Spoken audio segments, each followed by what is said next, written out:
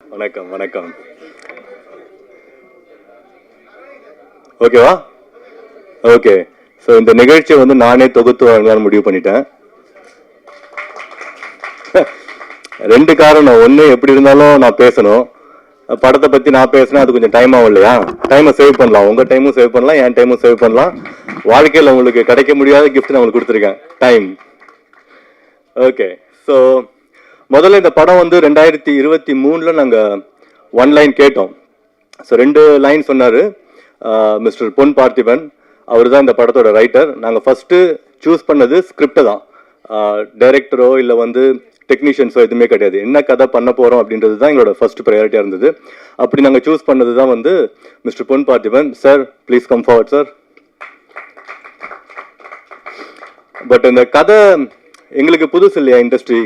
அப்போ என்ன ஆகுதுன்னா, இந்த கதை வந்து அவர் சொன்னார். அதுக்கப்புறம் டிஸ்கஸ் பண்ணி அந்த கதையை ஃபுல்லாக நாங்கள் டெவலப் பண்ணோம்.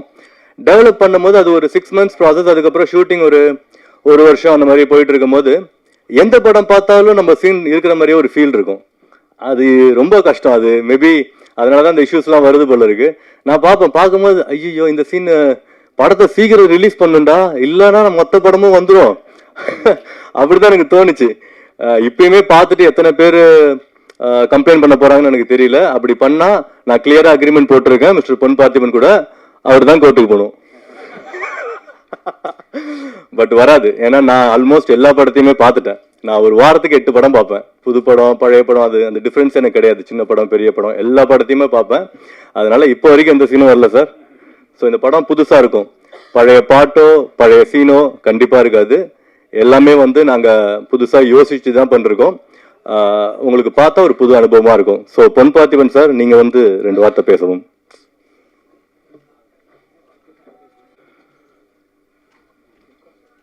வரவேற்பு கொடுக்குறேன்னு சொல்லிட்டு மாட்டு விடுறாரு, டிஸ்க்ளைமர் எல்லாம் போடுறாரு. என்னென்னா கல்லூரி படங்கள் நிறையா இருக்கும். டான் வந்தது, டிராகன் வந்தது, மீசை முறுக்கு, இப்படி நிறையா வந்தால் அதுக்காக அதெல்லாம் ஒரே இதாகிடாது. நாட் அப்படின்னு சொல்கிறது மாறிக்கிட்டே இருக்கும், கதை மாறிக்கிட்டே இருக்கும். ஸோ நிறையா இதில் வந்து ஒரு கதையை தேர்ந்தெடுக்கும் போதே நம்ம உள்ளுக்குள்ளே என்ன வெளியே வச்சுருக்கோம், வெளியே எதை அவாய்ட் பண்ணுறோங்கிறது ரொம்ப ரொம்ப முக்கியமானது. ஒரு கதையை தேர்ந்தெடுக்கிற சமயத்திலேயே அதோட என்ன சொல்றது, அந்த ஆங்கோர் காட்டில் அந்த சின்ன அக்னி குஞ்சுங்கிற மாதிரி தான் அதுதான் பத்தி எறிய போகுது. ஸோ அந்த ஒன் லைனை சூஸ் பண்ணது, 2 லைன் சொன்னேன். சார் வந்து 2மே நல்லா இருக்கு அப்படின்னு சொல்லிட்டு ஃபர்ஸ்ட் ஒன்று சூஸ் பண்ணாரு. அப்புறமா கொஞ்சம் யோசிச்சுட்டு இல்லை சார் இது பண்ணிடலாம் அப்படின்னு ஒரு சாய்ஸ் எடுத்தார். ஸோ அதிலிருந்து உழைச்சி அவர் சொன்ன மாதிரி 23 ஆரம்பித்து இப்போ 26 வரைக்கும் நாங்கள் மெருகேற்றிட்டே தான் இருந்தோம். அண்டு இந்த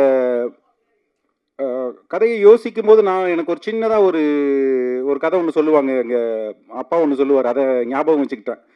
பிகினிங்கிலிருந்தே ஒரு செயின் ஆஃப் ஈவெண்ட்டாக இந்த கதை இருக்கணும். ஸோ என்கேஜிங்காக இருக்கும், போர் அடிக்கக்கூடாது, புது ஆர்டிஸ்ட் இருக்கிறாங்க, அதெல்லாம் தாண்டி ஒரு செயின் ஆஃப் ஈவெண்ட் இருந்துக்கிட்டே இருக்கணுங்கிறதுனால ஃபஸ்ட்டு சீன்லேயே இந்த கதை ஆரம்பிச்சிடும். ஒரு எக்ஸாம் ஹாலில் நடக்கிற ஒரு சம்பவம் கடைசி வரைக்கும் அதுதான் ஒரு பெரிய இதுவாக இருக்கும். அது வெள்ளச்சாத்தான் கதைன்னு சொல்லி ஒன்று சொல்லுவாங்க. ஒரு வெள்ளச்சாத்தான் வந்து எந்த ஊருக்குள்ளே வந்தாலும் அந்த ஊரே அழிஞ்சு போயிடும் அப்படின்னு அந்த கிராமத்தில் வந்து பயங்கரமாக வெயிட் பண்ணிட்டு இருப்பாங்க. நம்ம ஊரில் வெள்ளச்சாத்தான் வந்துடும் சொல்லிட்டு சின்ன பசங்கள்லாம் மேலே நின்று பார்த்துட்டு இருப்பாங்க. அந்த வெள்ளச்சாத்தான் வரும், அதை பார்த்தோன்னா பயந்துட்டு அப்படியே எல்லாரும் ஓடி போய் எல்லாரும் ஒளிஞ்சுப்பாங்க. அந்த வெள்ளச்சாத்தான் வரும், நேராக ஒரு டீ கடை இருக்கும். அந்த டீ கடையில் யாருமே இருக்க மாட்டாங்க. அங்கே போய் ஒரு பாட்டிலில் குலோப் ஜாமுன் இது இருக்கும், அந்த ஜீராவை எடுத்து செவுத்துல இழுக்கி விட்டு போயிடும். பார்த்துட்டு மக்களுக்கெல்லாம் ஒரே சிரிப்பாயிரும், பயங்கரமாக அதை ட்ரோல் பண்ண ஆரம்பிச்சிருவாங்க. ஏகப்பட்ட பில்டப் கொடுத்தாங்க, இந்த வெள்ளச்சாத்தானுக்கு ஒன்றுமே நடக்கலான்னு மக்கள் எல்லாம் இயல்பாயிருவாங்க.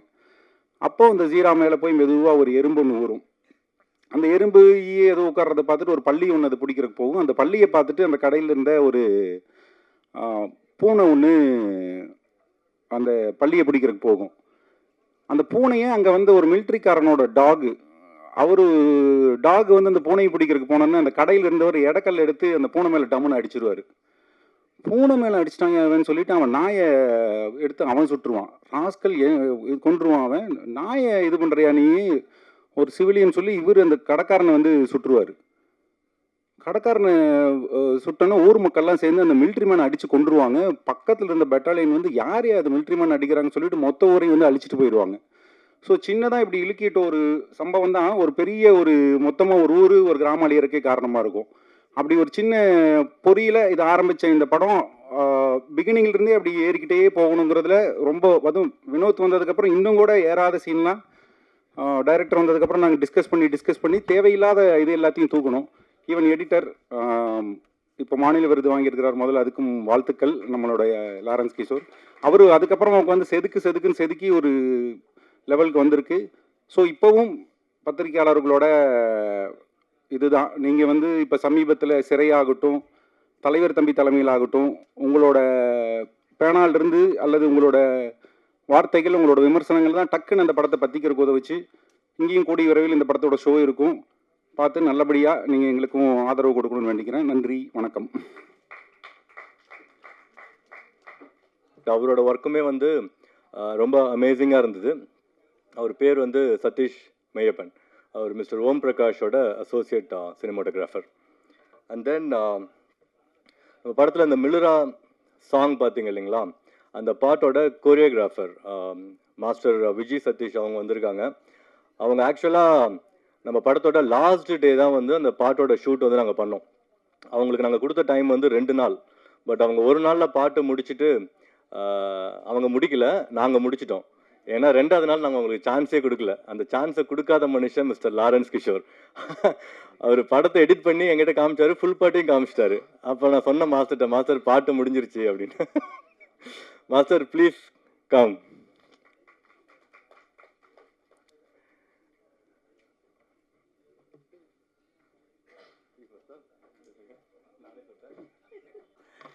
அவரே சொல்லிட்டாரு, 2 நாள் கொடுத்தாங்க பாட்டு, 1 நாள் எடுக்க சொல்லிட்டாங்க.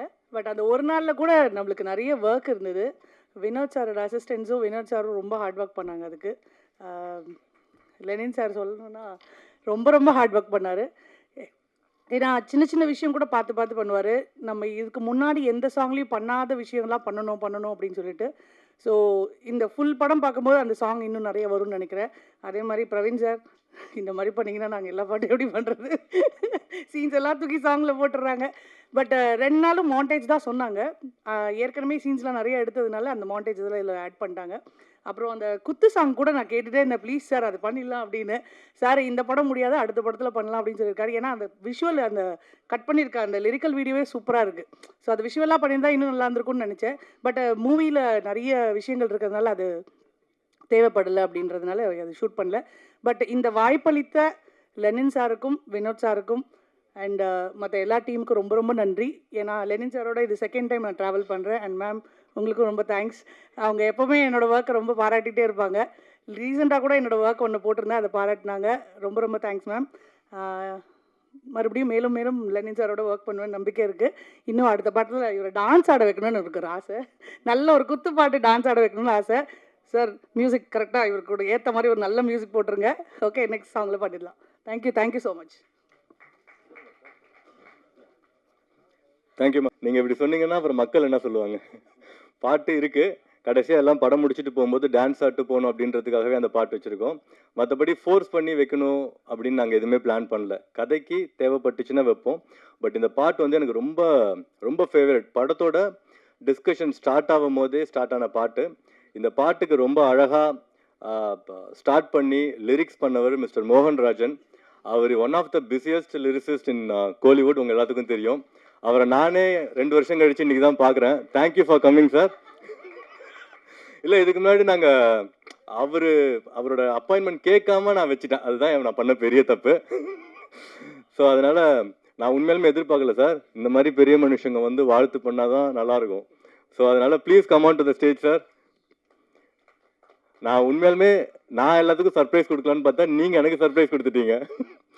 வாங்க.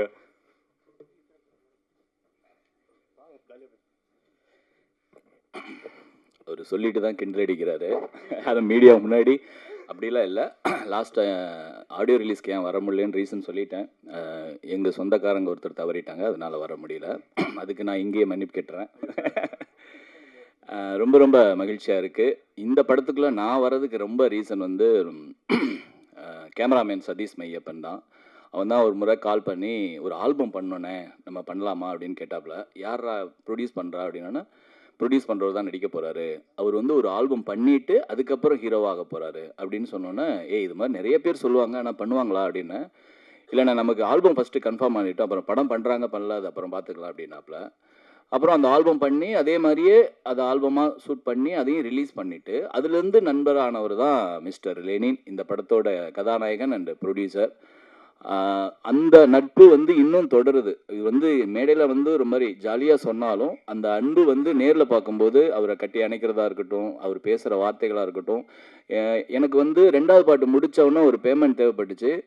அது ரீசன் சொல்லி கேட்குறதுக்கு எனக்கு தயக்கமாக இருந்தது. ஆனால் அது ஒரு வாரத்துக்கு அப்புறம் அந்த பேமெண்ட் வந்துச்சு. அப்போ நான் சொன்னேன், இந்த பேமெண்ட் வந்து ஒரு வாரத்துக்கு முன்னாடியே கிடச்சிருந்தா இன்னும் நல்லா இருந்திருக்கும் அப்படின்னா. நீங்கள் கண்டிப்பாக கேட்டிருக்கலாமே அப்படின்னு, அவ்வளோ உரிமையை நீங்கள் எடுத்துக்கலாமே அப்படின்னு சொல்லும்போது ரொம்ப ஹாப்பியாக இருந்தது. அதுக்கப்புறம் என்னோட இசையமைப்பாளர் கைலாஷ் மேனன், அவர் வந்து ஒரு ஸ்டுடியோ ஓனர் அண்ட் இன்ஜினியராக தான் நான் பார்த்துருக்கேன். ஆனால் அவர் ஒரு கம்போசர் அப்படிங்கிறத இந்த படத்தில் அவர் மியூசிக் டைரக்டராக கமிட் ஆனதுக்கு அப்புறம் தான் நான் வந்து அவரோட ஸ்ட்ரென்த் எனக்கு தெரிஞ்சதே. ரொம்ப ஹாப்பியாக இருந்தது. நான் வந்து சித்தார்த் துபினோட இதற்குத்தானே ஆசைப்பட்ட பாலகுமார் அந்த படத்தோட பாட்டு 2-3 பாட்டு அவரோட ஸ்டுடியோவில் தான் நாங்கள் கம்போசிங்காக பண்ணோம். அது இந்த நேரத்தில் நாங்கள் பதிவு பண்ணுறதுல ரொம்ப ஹாப்பியாக இருக்குது. அவர் வந்து ஒரு மியூசிக் டைரக்டராக இன்ட்ரோ ஆகிறது சார், அதில் நானும் இருக்கேங்கிறதுல ரொம்ப பெருமை சார். முதல் முறையாக நாங்கள் பண்ணது ராக்கு ராக்காச்சி, 2வது தான் நாங்கள் மிளிரான்னு ஒரு பாட்டு பண்ணோம். இது 2மே சூப்பராக வந்திருக்கு, எனக்கு ரொம்ப பிடிச்ச ஒரு பாட்டு. 2வது வந்து அந்த பாட்டை வந்து ராக்கு ராக்காச்சி பாடினவங்க வந்து கவிதா கோபி. அவங்க வந்து தாரத்தப்பட்டில் வதன வதன என்னோட பாடலை வந்து அவங்க பாடியிருக்காங்க. அதுக்கப்புறம் இந்த பாட்டை அவங்க பாடினதில் எனக்கு ரொம்ப ரொம்ப ஃபேவரட் சாங்காக அமைஞ்சிருக்கு. அது பெரிய ரீச் ஆகணும், கண்டிப்பாக கொண்டு போய் சேர்ப்பீங்கன்னு நினைக்கிறேன் சார். நன்றி.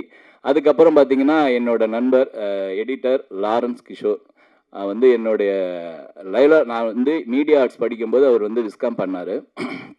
அவருக்கு எனக்கு ஒரு சின்ன ஒரு தொடர்பு இருக்குது. எப்படின்னா, அவர் ஒரு ஆல்பம் சாங் பண்ணும்போது நான் அப்போ வந்து 2-3 சாங் பண்ணி கனவே கனவே, ஜில்லா விட்டு ஜில்லா அந்த பாட்டெலாம் பெரிய ஹிட் ஆன சமயத்தில் அண்ணா நான் ஒரு ஆல்பம் சாங் பண்ணணும், நீங்கள் பாட்டு பண்ணணும் அப்படின்னு சொன்னோன்னே அவருக்கு லிரிக்ஸ் நான் ஃபஸ்ட்டு பண்ணேன்னு நினைக்கிறேன். அப்போ வந்து பேமெண்ட் கேட்டார். நான் படிச்சுக்கிட்டு தான் இருக்கேன், நான் என்ன பேமெண்ட் கேட்குறது அப்படின்னு சொன்னோன்னே தயங்கிக்கிட்டு இருந்தேன். அன்பளிப்பாக ஒரு ஷர்ட் கொடுத்தாரு, ரொம்ப ரொம்ப ஹாப்பியாக இருந்தது. அதுக்கு வந்து என்னென்னா உரிமையாக ஒரு அண்ணன் மாதிரி என்னை பார்த்துக்கிட்டது. இன்ன வரைக்கும் அந்த அண்ணா சொல்கிறதுல ஒரு அவ்வளோ அன்பு இருக்கும். நான் வரும்போது என் ஒய்ஃபையும் என்னையும் தெரிஞ்ச ஒரு சினிமாக்காரன்னா எனக்கு தெரிஞ்சு கிஷோர் லாரன்ஸ்ன்னு நினைக்கிறேன். நாங்கள் 2 பேரும் ஒரே காலேஜ். அது வந்து ரொம்ப ஹாப்பி. லாரன்ஸ் என்னைக்கு பேசினாலும் எனக்கு ரொம்ப ஹாப்பியாக இருக்கும். அதுக்கப்புறம் எங்கள் இயக்குனர் வினோத்தை பற்றி கண்டிப்பாக சொல்லணும். அதாவது வந்து கசக்கி புழிகிறத ரொம்ப கஷ்டமில்லாமல் பண்ணுற ஒரு ஆள் அவர் தான். ரொம்ப லிரிக்ஸை வந்து இல்லையா அது ரொம்ப நல்லா இருக்குது, ஆனால் இன்னும் கொஞ்சம் நீங்கள் பெஸ்ட்டாக எழுதிடுவீங்கன்னு எனக்கு தெரியும் அப்படின்னு சொல்லி தட்டி தட்டி கொடுத்து 2 பாட்டையும் ரொம்ப சிறப்பாக ஃபஸ்ட் டைமே வந்துச்சுன்னா ரொம்ப ஷாக் ஆயிடுவார். இது நல்லா இருக்கா, உண்மையுமே இல்லை. ராக்கு ராக்காச்சிலாம் பார்த்தீங்கன்னா கடகடன்னு ஒரு 1/2 hourல முடிச்சிட்டோம். அவருக்கு ரொம்ப என்ன சொல்ல தயக்கமாகவே இருந்தது. அதுக்கப்புறம் அவரோட இன்புட் ஒரு 2-3 லைனை மாற்றினதுக்கு அப்புறம் தான் அவர் திருப்தி ஆனார்னு நினைக்கிறேன். கரெக்டாக? இல்லை தப்பு இல்லை. அது வந்து ரத்னபுரிங்கிறது வந்துலாம் அந்த ஏரியா பேருங்கிறனால கொண்டு வந்தோம். அது வந்து அதே மாதிரி ஒரு கொங்கு சாங்காக நாங்கள் கொங்கு மண்டல ஏரியா சாங்காக பண்ணதில் ரொம்ப ரொம்ப எனக்கு ஹாப்பியாக இருக்குது. லெனின் சார் வந்து கோயம்புத்தூர்காரர் தான். இதுக்கு இவரோட பேக்ரவுண்ட்லாம் கேட்டிங்கன்னா வேறு லெவல். அதே மாதிரி வினோத் சார் வந்து அவரோட பர்சனல் லைஃப்பை ஒரு லவ் ஸ்டோரியாக எடுத்தாருன்னா கண்டிப்பாக அது ஒரு மிகப்பெரிய ஒரு 96 படமாக வரும். அது நான் பெரிய பிலீவ் பண்ணுறேன். நான் சார் உங்களை பற்றி நான் கேள்விப்பட்டோன்னே நான் தான் சொன்னேன், சார் உங்கள் ஸ்டோரி நீங்கள் படமாக எடுக்கிறீங்க, அது பெரிய வெற்றி படமாக அமையும். அதே மாதிரி இந்த படத்தையும் வெற்றி படமாக அமைக்கணும்னு நான் ப்ரெஸ்ஸையும் மீடியாவையும் கேட்டுக்கிறேன். February 6 with love red label 2 படமும் வருது. 2 படத்துலேயும் நான் இருக்கேங்கிறதுல ரொம்ப சந்தோஷம். 2 படமும் பெரிய வெற்றி அடையணுங்கிறத நான் வாழ்த்துறேன். ஹீரோயின் அறிமுகமாக அஸ்மின், உங்களுக்கு என்னுடைய வாழ்த்துக்கள். நன்றி. Thank you sir. ஏதாவது வாரத்தில் உங்கள் படம் வரலன்னா தான் சார் விஷயம். ஆல்மோஸ்ட் ஒரு 3 வருஷத்துக்கு முன்னாடி சார் சொன்ன மாதிரி எனக்கு அவர் தெரியும். அந்த க்ரோத் வந்து அது உண்மையிலுமே எனக்கு ரொம்ப சந்தோஷமாக இருக்குது அந்த க்ரோத் பார்க்கும்போது. ஏன்னா எந்த படத்தில் எடுத்தாலும் மோகன்ராஜ்ன்ற பேரை ஸ்கிப் பண்ணவே முடியாது, அப்படி இருக்கார். அதனால தான் அவர் பிஸியாக இருக்கார். ஸோ இது வந்து நல்ல விஷயந்தான். ஆனால் தப்பாலாம் சொல்லலை, அவங்க தப்பாக எழுத மாட்டாங்க, கவலைப்படாதீங்க. Okay, thank you. And then next வந்து நம்ம ஆர்ட் டைரக்டர் பிரகதீஸ்வரன். அவர் ஆக்சுவலாக வந்து அவர் படத்தில் ஆர்ட் டைரக்டராக கமிட் பண்ணல, நாங்கள் வேற ஒருத்தர் தான் கமிட் பண்ணோம். அவர் வந்து ஒரு வாரம் ஷூட் முடிச்சுட்டு அவர் வேறு படம் இருக்குன்னு போயிட்டார். இந்த சின்ன படம்னு சொல்கிறாங்க இல்லைங்களா, அதோட பெரிய சாபக்கேடு என்ன அப்படின்னா, அதில் ஒர்க் பண்ணுறவங்க இதை வந்து ஆப்ஷனாக வச்சுப்பாங்க எப்பயுமே. அது நான் வந்து நிறையா பார்த்துட்டேன். இப்போ நம்ம ஏதாவது ஒரு ஷூட் பிளான் பண்ணுறோன்னு வச்சுக்கோங்களேன், அவங்க வந்து சார் நம்ம படம் ஷூட் இருக்கா, ஆமாம் சார் அப்படின்னு சொன்னோன்னு வச்சுங்களேன், இல்லை சார் எனக்கு அந்த படம் இருக்குது முடிச்சுட்டு தான் வர முடியும் அப்படின்னுவாங்க. இல்லை ஷூட் நடந்துகிட்டே இருக்கும்போது சார் அந்த படத்துக்கு நான் போகணும் அப்படின்னுவாங்க. அது எல்லாம் ஒரே பேமெண்ட்டு தான் கொடுக்குறோம், பட் ஸ்டில் அந்த டிஃப்ரென்ஸ் வந்து இருந்துகிட்டே தான் இருக்குது. இதை நான் எதுக்கு சொன்னேன்னு எனக்கு தெரில. Mister Pragatheeswaran please come on to the stage. இவர் வந்து சூப்பராக ஒர்க் பண்ணுவாருங்க. நான் வந்து இவர் எனக்கு படத்தில் நடுவில் தெரியறதுக்கு முன்னாடியே தெரிஞ்சிருந்தா இன்னும் எஃபெக்டிவாக என்னால் பண்ணிருக்க முடியும். பட் எங்கள் டீம் கூட ரொம்ப கஷ்டப்பட்டார். ஏன்னா நான் வந்து ப்ரொடியூசராக இருக்கும்போது நான் ஜஸ்ட் லைக் தட், இப்போ டைரக்டர் கூப்பிட்டு ஜென்ரலாக பட்ஜெட் கேட்டு இந்த பட்ஜெட் கொடுப்பாங்கன்னு நான் கேள்விப்பட்டிருக்கேன். பட் நான் அப்படி பண்ணல. இந்த படத்தோட பட்ஜெட் என்னன்னு டைரக்டருக்கு தெரியாது, யாருக்குமே தெரியாது, எனக்கு மட்டும்தான் தெரியும் இந்த படத்தோட பட்ஜெட் என்ன அப்படின்னு சொல்லிட்டு. இவர் வந்து இப்போ அடுத்த நாள் காலையில் நாளைக்கு ஷூட்டுக்கு இதெல்லாம் வேணும் அப்படின்னு சொன்னார்னா கேட்டோன்னே நாங்கள் கொடுத்துட மாட்டோம். நாங்கள் டைரக்டர் டிஓபிட்ட கேட்போம், என்ன ஃப்ரேம் வைக்க போகிறீங்க, என்ன ஷூட் பண்ண போகிறீங்க. இப்போ ஒரு 10 சேர் கேட்குறாரு அப்படின்னா டிஓபி வந்து ஃப்ரேமிங் வைக்க போகிறோம் அப்படின்னா சார் 5 சேர் போதும் அவ்வளோதான் கொடுப்போம். ஸோ அப்படி தான் வேலை செய்யணும்னு நான் நினைக்கிறேன் ஒரு ப்ரொடியூசராக இருக்கும்போது. ஸோ அப்படி பண்ணால் நம்ம காசு வந்து இன்னும் எஃபெக்டிவாக பண்ணலாம். பட் அது அன்னெசரி எக்ஸ்பென்சஸ் அதெல்லாம் வந்து நம்ம ஈஸியாக வந்து ஓவர் கம் பண்ணலாம். ஸோ பிரகதீஸ்வரன் எங்களுக்கு ரொம்ப ஹெல்ப் பண்ணார், சூப்பராக ஒர்க் பண்ணார். கடைசியில் நாங்கள் என்ன பேமெண்ட் வந்து கொடுத்தோமோ அதை வந்து சந்தோஷமாக வாங்கிட்டாரு. தேங்க்யூ. பேசுங்க. படத்தில் என்னங்க சின்ன படம் பெரிய படம் எல்லா படமும் ஒன்று தானே. ஏன்னா எந்த படம் ஓடுன்னு இன்னைக்கு யாருக்குமே சொல்ல முடியாது. ஸோ படத்தில் சின்ன படம் பெரிய படம் அப்படின்றத பிரித்துலாம் பார்க்க வேணாம். எனக்கு இந்த படம் நல்லா ஓடுன்ற நம்பிக்கை நிறையா இருக்குது. என்னென்னா இவங்க ஒரு பேமெண்ட் கொடுத்தாங்க, நான் அதை வெளியில் கூட சொல்ல முடியாது. இல்லை நான் சொல்கிறேன். பட் என்னென்னா அதை பெருமையாக ஏற்றுக்கிட்டேன் நான். ஏன்னா நம்ம வேலைக்கு தான் முக்கியத்துவம் கொடுக்கணும், இந்த பேமெண்ட்டுக்காக முக்கியத்துவம் கொடுத்து வரல. இந்த பேமெண்ட் வந்துட்டு நான் வளர வளர எனக்கு கிடைக்கும். அந்த பேமெண்ட்டுன்றது வந்துட்டு அதை பேசுகிறதே தப்புன்றேன் இந்த தொழிலுக்கு. ஏன்னா நம்ம சினிமாவை நேசித்து தான் வந்திருக்கோம். அதுக்காக சினிமாவுக்காக வேலை பார்ப்போமே, சினிமா நம்மளை தூக்கிட்டு போவோம். இந்த நம்பிக்கை தான், மற்றபடி வேறு எதுவும் இல்லை. Okay, thank you. மாதிரியே எல்லாம் இருந்துட்டா சினிமா சூப்பராக இருக்கும் சார். ஓகே, அஃப்கோர்ஸ் பேமெண்ட் முக்கியம்தான். பட் எது நம்ம ஃபஸ்ட்டு பார்க்குறோம் அப்படின்றது ஒன்று இருக்குது. வாய்ப்பு தான் முதல். நீங்கள் கரெக்டாக உங்கள் வேலையை பண்ணிகிட்டே இருந்தால் பேமெண்ட்டு ஆட்டோமேட்டிக்காக வரும். நான் அப்படி தான் என்னோடய பிஸ்னஸை ஹேண்டில் பண்ணுறேன். நான் ஒரு 10 வருஷம் வேலை செஞ்சேன். அந்த 10 வருஷமும் நான் வந்து சம்பளத்துக்காக எந்த கம்பெனியும் மாறுறது அந்த மாதிரி நான் பண்ணதே கிடையாது. நான் என் வேலையை ஹானஸ்ட்டாக பண்ணிகிட்டே இருந்தேன். 10வது வருஷம் நான் என் பிஸ்னஸ் ஸ்டார்ட் பண்ணேன். அது ஸ்டார்ட் பண்ணுறது எனக்கு 9வது வருஷத்துக்கு கூட தெரியாது. ஸோ கரெக்டாக வேலை செஞ்சுட்டே இருந்தால் ஆட்டோமேட்டிக்காக நமக்கு நடக்க வேண்டியது நடக்கும், ஹானஸ்ட்டாக இருந்தால். ஸோ நெக்ஸ்ட் நம்ம படத்தோட ஹீரோயின் அஸ்மின். ஸோ இவங்க வந்து பேசிக்கலாக ஃப்ரம் கேரளா.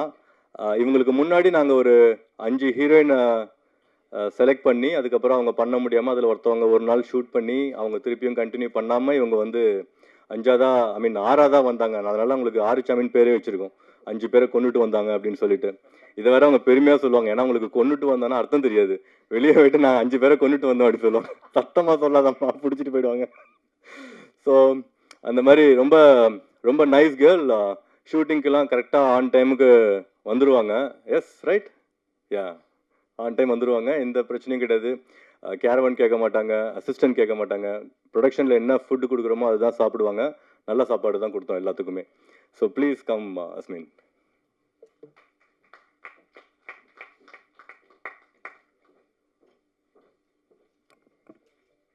அனைவருக்கும் வணக்கம்.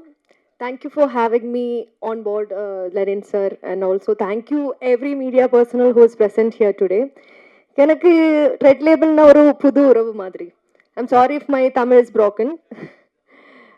நான் இன்னொரு ப்ரொஃபஷனில் இருந்தேன். ஆனால் இதுக்குள்ளே வந்ததுக்கு அப்புறம் தான் எனக்கு என்னோட ஒரு பேஷனே கிடச்சிது. ஸோ என்னை செலக்ட் பண்ணுறதுக்கான காரணம் definitely Lenin sir and Vinod sir. Vinod sir especially கண்டிப்பாக என்ன கரெக்டாக அந்த கேரக்டருக்கு ஏற்ற மாதிரி மோல்ட் பண்ணிட்டு அதுக்கு ரொம்ப ரொம்ப பெருமைப்படுறேன். And also Kailas Menon sir. I have been a fan of his work ever since he's inside the industry. அப்புறம் இந்த சாங் பண்ணும்போது கூட அவர் உள்ளே வந்தாருன்னு சொல்ல போது எனக்கு ரொம்ப ஹாப்பியான ஒரு விஷயம். அண்ட் ஆல்சோ நான் நினச்சதை விட ரொம்ப ரொம்ப ஸ்பெஷலான ஒரு படம். எனக்கு ஒரு என்ன சொல்கிறது, ஒரு டெபியூ இந்த மாதிரி ஒரு படத்துக்கு டெபியூ கிடச்சதே ரொம்ப பெரிய விஷயம். என் கூட ஒர்க் பண்ணிருந்த எல்லாருக்குமே ரொம்ப நன்றி. ஆல்சோ மை கோ ஆக்டர்ஸ் எல்லாருமே என்ன ஒரு ஃபேமிலி மாதிரி ட்ரீட் பண்ணுறதுக்கு ரொம்ப நன்றி. எல்லாருக்குமே நன்றி. Thank you so much. தேங்க்யூ அஸ்மின். ஸோ இவங்க தான் வந்து நம்ம படத்தோட டைட்டில் சொன்னது, ரெட் லேபிள் அப்படின்றது. பட் அவங்களுக்கு ரெட் லேபிளில் டீ இருக்கிறது தெரியாது. பட் ஸ்டில் அவங்க தான் அந்த டைட்டில் சொன்னாங்க. ஸோ டைட்டில் பற்றி சொல்லும் போது ஒரு ஒரு சின்ன விஷயம் நான் உங்ககிட்ட கம்யூனிகேட் பண்ணணும்னு நினைக்கிறேன். இந்த டைட்டில் ரிஜிஸ்ட்ரேஷன் ஒரு ப்ராசஸ் இருக்கு இல்லையா, அது பயங்கர இன்ட்ரெஸ்டிங்கான ப்ராசஸ். நாங்கள் போய் டைட்டில் ரிஜிஸ்டர் பண்ணிட்டோம் சேம்பரில். எங்களுக்கு கேட்ட டைட்டில் கிடச்சிருச்சு. அதுக்கப்புறம் என்னாச்சு, இந்த ரீசெண்டாக வந்து இந்த படம்லாம் முடிஞ்சு அது நெக்ஸ்ட் ஸ்டெப்புக்கு போகும்போது டைட்டில் வந்து நான் சேம்பரில் போயிட்டு இந்த மாதிரி டைட்டில் அந்த என்ஓசி சர்டிஃபிகேட் வாங்கணும் அப்படின்னா, சார் உங்கள் டைட்டில் எக்ஸ்பைரி ஆகிடுச்சு அப்படின்ட்டாங்க. ரெட் லேபிளுக்கு எக்ஸ்பைரியே கிடையாது. ஸோ செக் பண்ணி பார்க்கும்போது அது 1 இயருக்கு ஒன்ஸ் ரினியூ பண்ணணுமா, அது எனக்கு தெரியல, அது என்னோட மிஸ் தான். பட் நான் ஃபீல் பண்ணது என்ன அப்படின்னா, அந்த டைட்டில் ரிஜிஸ்ட்ரேஷனுக்கு ஒரு பெரிய டிபேட் நடக்குது இல்லை இங்கே, எங்கள் டைட்டில் வேற ஒருத்தவங்க ரெஜிஸ்டர் பண்ணிருக்காங்க அப்படின்னு சொல்லிட்டு. இது ரொம்ப சிம்பிளிஃபை பண்ணிக்கலாம். டெக்னாலஜி எங்கேயோ போயிட்டு இருக்கு. ஒரு சின்ன அப்ளிகேஷன் போதும். நீங்கள் ஒரு சேம்பர் இருக்கு, கவுன்சில் இருக்கு, இன்னும் 2 யூனியன் இருக்கு அப்படின்னா ஒரு சின்ன டூலை வச்சு ஃபியூ செகண்ட்ஸில் அதெல்லாமே சால்வ் பண்ணிடலாம். பட் இன்னும் உட்காந்து பேப்பர் பேஜில் எழுதி அதை உட்காந்து மீட்டிங் வச்சு டிஸ்கஸ் பண்ணி அது பண்ணுற அளவுக்குலாம் ஒன்றுமே கிடையாது. அது நிறைய பேரோட டைம் சேவ் பண்ணும். ஸோ யூனியன்ஸ் எல்லாமே இதை கொஞ்சம் கன்சிடர் பண்ணிங்கன்னா நல்லாயிருக்கும். ஸோ டைட்டில் ரிஜிஸ்ட்ரேஷனை சிம்பிளிஃபை பண்ணுங்க. அப்படி இல்லையா நான் பண்ணித்தரேன் at free of cost. Okay. So thank you very much for giving the title miss Ashwin. So next black label இருந்தால் சொல்லுங்கள். Let's look into it. Okay fine. And நம்ம படத்துக்கு வந்து ஒரு ஒரு ஒரு பெருமை இருக்குது. என்ன பெருமை அப்படின்னா, இந்த படம் வந்து நாங்கள் ஸ்டார்ட் பண்ணும்போது இந்த படத்தோட மியூசிக் டைரக்டர் மிஸ்டர் கைலாஸ் மேனனுக்கு வந்து கேரளாவில் வந்து ஃபிலிம்ஃபேர் அவார்டு கிடச்சிது. ஸோ அது ஸ்டார்ட் பண்ண புதுசுலேயே அவருக்கு கிடச்சிது. அது வந்து எனக்கு ரொம்ப ரொம்ப பெருமையாக இருந்தது. நம்ம படம் முடியும் போது நம்மளோட எடிட்டருக்கு வந்து தமிழ்நாடோட ஸ்டேட் அவார்டு கிடச்சிருக்கு. அதுவும் எனக்கு ரொம்ப பெருமையாக இருக்குது. எனக்கு இது ஏன் பெருமையாக இருக்குது அப்படின்னா, நான் கரெக்டான டேலண்டான டெக்னீஷியனை நம்ம படத்தில் டிப்ளாய் பண்ணியிருக்கேன். அதுதான் எனக்கு ரொம்ப பெருமை. நான் வந்து இந்த ஸ்டார் காஸ்ட் அதிலெல்லாம் வந்து பெருசாக ஈடுபாடு இல்லை. எனக்கு வந்து டெக்னீஷியன் ஸ்ட்ராங்காக இருக்கணுன்றது தான் நான் படம் ஆரம்பிக்கிறதுக்கு முன்னாடியே டிசைட் பண்ணுது. பட் ட்ரேடில் இருக்கிறவங்க, பிஸ்னஸில் இருக்கிறவங்களாம் சொன்னது என்னென்னா, படத்துக்கு வந்து ஃபேஸ் வேல்யூ வேணும். இந்த போஸ்டரில் ஃபேஸ் இருந்தால் தான் வந்து படம் ஆடியன்ஸ் வருவாங்க. அது மேபி உண்மையாக கூட இருக்கலாம். நான் ஏற்கனவே சொன்ன மாதிரி நான் வந்து பணம் சம்பாதிக்கிறதுக்கு இந்த படத்தை ஸ்டார்ட் பண்ணலை. பேஷனில் தான் நான் வந்து இந்த படத்துக்கு ஸ்டார்ட் பண்ணேன். அப்படி நான் பணம் சம்பாதிக்கணும் அப்படின்ற இன்டென்ஷனில் வந்திருந்தேன். நான் ஃபஸ்ட்டு எப்படி பிஸ்னஸ் பண்ணலான்னு தான் யோசிச்சிருப்பேன். இப்போ வரைக்கும் நான் இந்த படத்தோட பிஸ்னஸை நெக்ஸ்ட் லெவல் நான் கொண்டு போகவே இல்லை. நான் முடிவு பண்ணது இந்த படத்தை தியேட்டரில் ஆடியன்ஸ் என்ஜாய் பண்ணணும் அப்படின்றதுக்காக தான். அந்த ஓடிடி அந்த பிஸ்னஸ் அது இன்ன வரைக்கும் நாங்கள் அப்ரோச் கூட பண்ணல. அவங்க வாங்குறாங்க வாங்கல அதெல்லாம் செகண்டரி. பட் அதை பற்றி நான் யோசிக்க கூட இல்லை. என்னோட இன்டென்ஷன் இந்த படம் 6th அன்னைக்கு தியேட்டருக்கு வரணும், ஆடியன்ஸ் போய் என்ஜாய் பண்ணணும், ஒரு புது படத்தை பார்க்கட்டும். ரீசெண்டாக நல்ல நல்ல படங்கள்லாம் வருது. But majority of the films பார்த்தீங்கன்னா பழைய பாட்டு எடுத்து போடுறது, பழைய சீன்ஸ் எடுத்து போட்டு அவர் அப்படி நடக்கிறது இப்படி நடக்கிறது, அதை தான் பார்த்துட்டாங்களே. திருப்பி திருப்பி அதே பார்த்து என்ன பண்ண போகிறாங்க? புதுசாக ஏதாவது படம் பண்ணலாம். இப்போ வந்துருச்சு ரீசெண்டாக சிறை, அமேசிங் ஃபிலிம், டிடிடி வந்திருக்கு. ஸோ அந்த மாதிரி நல்ல நல்ல படங்கள் வர ஆரம்பிச்சிருச்சு. அந்த வரிசையில் ரெட் லேபிள் கண்டிப்பாக இருக்கும். ஸோ நான் ஃபர்ஸ்ட் மிஸ்டர் கைலாஷ் மேனனை please I invite him on to the stage. அவரோட ஒர்க்கு ரொம்ப அமேசிங்காக இருந்தது. அவர் உண்மையாலுமே இந்த பண்ண படத்தோட மியூசிக் நீங்கள் பார்த்துருப்பீங்க, ட்ரெய்லர் பார்த்துருப்பீங்க, ரீரெக்கார்டிங்லாம் வேற லெவலில் பண்ணியிருக்காரு. நானே பார்த்துட்டு சார் இதெல்லாம் செட் ஆகுமா அப்படின்னு கேட்குறேன். ஸோ அவர் கிட்டத்தட்ட ஒரு பக்கா கமர்ஷியல் மூவிக்கு பண்ணுற மாதிரி இந்த படத்தை பண்ணியிருக்காரு. இதுவும் கமர்ஷியல் மூவி தான். Thank you very much for elevating us sir. Please. எல்லோருக்கும் வணக்கம். நானும் வந்து கேரளாவிலேருந்து தான். என்னோட first Tamil movie and I'm very happy to work with a wonderful team. அதில் 2 பேர் தான் என்னோட ஃபேவரட்டாக மாறிடுச்சு. ஒன்று வந்து actor producer Lenin sir and அவர் டைரக்டர் வினோத் சார். எனக்கு இது வந்து ரொம்ப கம்ஃபர்டபுளான ஜேர்னி. நான் ஃபஸ்ட் டைம் தமிழுக்கு வரும்போது நான் ரொம்ப கொஞ்சம் பயம் இருந்தது எனக்கு. ஏன்னா டோட்டல் கல்ச்சர் டிஃப்ரென்ஸ் இருக்குது, இண்டஸ்ட்ரி இஸ் டோட்டலி டிஃப்ரெண்ட். அப்போ ஒர்க் பண்ணுறது கஷ்டமாக இருக்கும்னு நினச்சேன். ஆனால் அங்கே ஒர்க் பண்ணுறதை விட ரொம்ப ஈஸியாகிடுச்சிங்க. இங்கே வந்து ஏன்னா அதோட மெயின் ரீசன் வந்து இங்கே வந்து இன்னும் ரெஸ்பெக்ட் இன்னும் அதிகமாக கொடுக்குற மாதிரி இருந்துச்சு எனக்கு. மியூசிக்கெல்லாம் அவ்வளோ இம்பார்ட்டன்ஸ் கொடுத்து ரொம்ப இம்பார்ட்டன்ஸ் கொடுத்து தான் இங்கே ஒர்க் பண்ணுறது. அப்போ அந்த ஒரு ஆர்டிஸ்ட்டுக்கு கிடைக்கிற ரெஸ்பெக்ட் எப்பவும் வந்து இங்கே முன்னாடி சொன்ன மாதிரி பணத்தை விட நமக்கு அதுதான் ரொம்ப ஒர்க் பண்ணுறதுக்கான ஒரு மோட்டிவேஷன். அதுவும் ஈக்குவலி பேஷனேட்டான ஒரு டைரக்டர் அண்ட் ஈக்குவலி பேஷனேட்டான ஒரு ஆக்டர் ப்ரொடியூசர். இப்போ 2 பேருமே வந்து எனக்கு கம்ஃபர்டபுளாக இருந்துச்சு. எனக்கு யூஸ்வலி வந்து டைரக்டர் கூட கம்ஃபர்டபுள் ஆகும்போது ப்ரொடியூசர் கூட மேபி கொஞ்சம் ஒரு கிளாஷ் வரும். இது எனக்கு வந்து அப்படி எந்த இஷ்யூவும் நடக்கலை. ரொம்ப கம்ஃபர்டபுளான ஒரு ஜேர்னி. அண்ட் 2-3 இயர்ஸாக இந்த ஜேர்னி போயிட்டுருக்கு. எனக்கு இப்போ கொஞ்சம் சேடாக இருக்குது இந்த ஜேர்னி. இப்போ இந்த படத்தோட முடிய போகிற மேபி நெக்ஸ்ட் படத்துலேருந்து ஆரம்பிக்கலாம். அப்புறம் இன்னொரு விஷயம் வந்து இந்த படத்தோட சாங்ஸ் எழுதின மோகன்ராஜ் எனக்கு அவரும் ரொம்ப கம்ஃபர்டபுளாக இருந்தது. ஏன்னா ஃபஸ்ட்டு இவர் ரொம்ப எக்ஸ்பீரியன்ஸ்டான ரைட்டர். இப்போ நான் இங்கே வரும்போது எப்படி இருக்குன்னு ஒரு சின்ன கன்ஃபியூஷனாக இருந்தது. பட் ஒர்க்கிங் வந்து ரொம்ப ஈஸியாக இருந்தது. அப்புறம் அவர் கொடுக்குற வார்த்தைகள் எல்லாம் எனக்கு ரொம்ப பிடிச்சது. அண்ட் டேரக்டர் சாரோட contribution also help a lot. And singers Kavitha Gopi, then Velmurugan and Chinmayi, இவர் 3 பேரும் வந்து ரொம்ப அழகாக அந்த சாங் அவுட்புட் எனக்கு கொடுத்தது. ரொம்ப ஹாப்பியாக இருந்தது. அப்புறம் ஹீரோயின் யாஸ்மின் எனக்கு முன்னாடியே தெரியும். இப்போ இந்த படத்தில் ஹீரோயின் யாருன்னு கேட்டால் உங்கள் ஃப்ரெண்டு தான். அப்போ என்னோட ஃப்ரெண்டா? எந்த ஃப்ரெண்டு? அப்போ யாஸ்மின் வந்து ஆக்ட்ரஸ். எனக்கு அவர் சிங்கராக தான் தெரியும். ஏன்னா அவரோட நிறைய கவர் சாங்ஸ் எல்லாம் நிறைய முன்னாடி கேட்டிருக்கு. அப்போ ஒரு ஆக்ட்ரஸ்ன்னு சொன்னது ஃபர்ஸ்ட்டில் எனக்கு ரொம்ப இன்ட்ரெஸ்டிங்காக இருந்தது. அப்புறம் படம் பார்த்த பிறகு எனக்கு ரொம்ப பிடிச்சிருச்சு. எல்லாரோட ஆக்டிங்கும் ரொம்ப பிடிச்சிருச்சு. இன்னொரு விஷயம் சொல்ல வேண்டியது, இந்த ஸ்கோர் மேபி படத்தோட கூட படம் மேக்ஸிமம் டைம் பார்த்தது வந்து director, editor and maybe music டைரக்டராக இருக்கலாம். அப்போது ஒரு ஆளை பற்றி பேசணும், நம்ம எடிட்டர் லாரன்ஸ் சார். அவர் இந்த படத்தை வந்து ரொம்ப கிறிஸ்பாக எடிட் பண்ணியிருக்கு. அதுதான் எனக்கு மியூசிக் பண்ணும்போதும் மியூசிக்கான ஸ்பேஸ் கரெக்டாக இருந்தது. அதுக்கப்புறம் அவரோட எடிட்டிங் வந்து எந்த சீனுமே வந்து நமக்கு லேக் இருக்கிற மாதிரி ஃபீல் ஆகலை. இப்போ அதுக்கு வந்து அவரோட கான்ட்ரிபியூஷன் ரொம்ப அதிகமாக இருக்குது. அப்போது February 6th இந்த படம் ரிலீஸ் ஆகும்போது எல்லாரும் பார்த்து எல்லாருக்கும் பிடிக்கும்னு நினைக்கிறேன். Thank you very much. Thank you sir. எத்தனை ஃப்ரெண்ட்ஸ் சார் இருக்காங்க? நீங்கள் அஸ்மின் சொன்னோடனே யாருன்னு கேட்டிங்களாமே. Okay, nice. ஸோ அவரோட ஒர்க்கு உண்மையாலுமே பயங்கர இம்ப்ரெசிவ் சார். ஸோ நான் படம் ஆரம்பிக்கிறதுக்கு முன்னாடி நான் உங்ககிட்ட சொன்ன மாதிரி டெக்னீஷியன்ஸ் வெரி இம்பார்ட்டன்ட். அதில் 2 மெயின் டெக்னீஷியன் நான் வந்து சொல்லிக்கிட்டே இருப்பேன். அஃப்கோர்ஸ் எல்லா டெக்னீஷியனும் இம்பார்ட்டன்ட் தான், யாரும் தப்பாக நினச்சிக்காதீங்க. எனக்கு எடிட்டிங் அண்ட் மியூசிக் தான் ஒரு படத்துக்கு ரொம்ப இம்பார்ட்டன்ட், நான் ஸ்ட்ராங்காக நம்புவேன். ஆல்மோஸ்ட் மியூசிக் டைரக்டருக்கு அப்படின்றதுக்கான ஒரு லைம்லைட் எப்பயுமே இருந்துகிட்டே இருக்குது, ஒரு அட்டென்ஷன் இருந்துகிட்டே இருக்குது. பட் எடிட்டருக்கு அது இல்லையோ அப்படின்ற மாதிரி எனக்கு ஒரு ஃபீல் இருக்குது. ஆனால் ஒரு படத்துக்கு ரொம்ப ரொம்ப இம்பார்ட்டன்ட் எடிட்டர் தான். ஆனால் அவங்க எப்பயுமே வந்து திரைக்கு பின்னாடியே இருந்துடுறாங்க. பட் நம்ம படத்துக்கு வந்து அந்த வேலையை ரொம்ப சீரும் சிறப்பாக பண்ணது வந்து editor Lawrence Kishore sir. Very very talented. அவர் ஒர்க் பண்ணுற ஸ்டைலு, ஸ்பீடு எனக்கு ரொம்ப பிடிக்கும். நான் அந்த படத்தோட ஒரு போர்ஷன் ஆஃப் எடிட் மட்டும் நான் உட்காந்துருந்தேன் ஃபைனல் படம் பார்க்கும்போது. அப்போ பார்த்துட்டே இருக்கும்போது, சார் இந்த இடத்துல ஒரு 10 seconds லேக் இருக்குது அப்படின்னு அதை 2 seconds ரிமூவ் பண்ணுவார். அந்த அளவுக்கு பயங்கர டேலண்டான எடிட்டர். இந்த படம் நான் ஆரம்பித்து ஃபஸ்ட்டு ஒரு 2-3 நாள் ரொம்ப புவராக தான் பெர்ஃபார்ம் பண்ணியிருந்தேன். அது எனக்கே தெரியும்.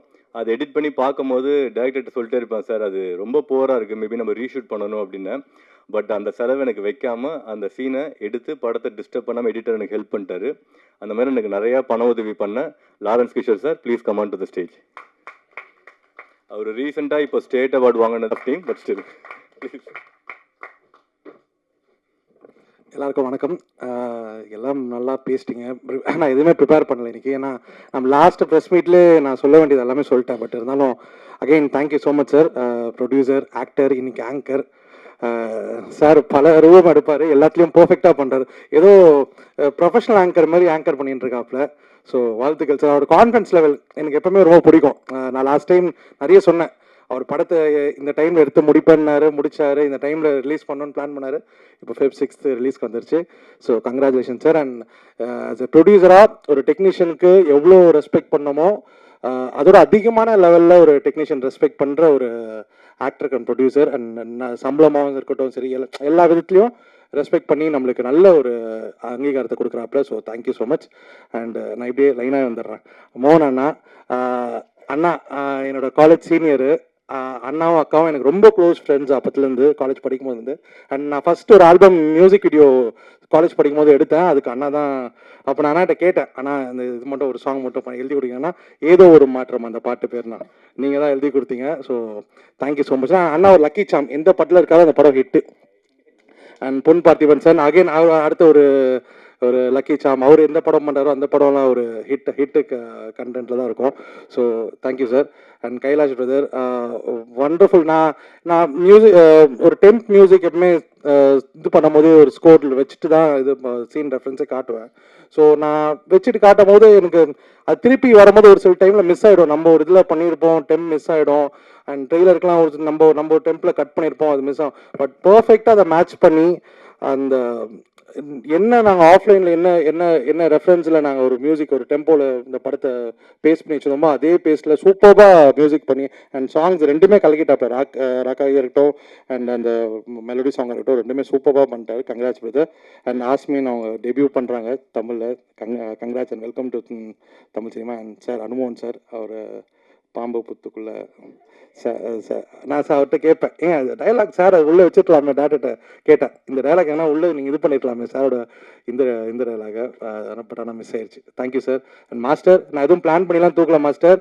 அவங்க வந்து ஃபுட்டேஜ் அவ்வளோதான் இருக்குன்னு நினச்சி நான் வந்து சரி ஓகே இந்த தடவை கேப்பாக இருக்கேன்னு சொல்லிட்டு ஒரு சீனை ட்ரிம் பண்ண வேண்டியது. ஸோ அதை தூக்கி ஒரு மாண்டேஜ் சொல்லிவிட்டேன்.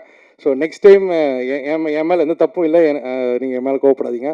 And art director brother congrats. And finally என்னோட டேரக்டர், என்னோட நண்பன், ரொம்ப சூப்பராக அவரோட எஃபர்ட் வந்து எப்பவுமே 100% போடுவார். ஸோ எல்லாத்தையுமே எது பண்ணாலும் 100% போடுவார். ஸோ இதில் அதே மாதிரி தான் ஒர்க் பண்ணியிருக்காரு ஃப்ரம் த டே 1 டு இவரை மாதிரி ஒரு கூலான ஒரு டேரக்டர் நீங்கள் பார்க்கவே முடியாது. என்ன ஆனாலும் அமைதியாக சாந்தமாக ஒரு பாட்டுன்னு இருப்பாப்புல. ட்ரெய்லர் கூட நான் சிங்க் ஆச்சு. வேறு எதனா டேரக்டர் டென்ஷன் ஆகிட்டு இருப்பாங்க, நிறுத்தியான்ட்டு இருப்பாங்க. அவர் அழகாக கூலாக உட்காந்து போய் சொன்னாப்புல. கேட்கலையா? சரி, போகும்போது திருப்பி ஒரு தடவை ட்ரெய்லர் மட்டும் முடியும் போது ஒரு தடவை பார்த்துடலாம். Thank you so much.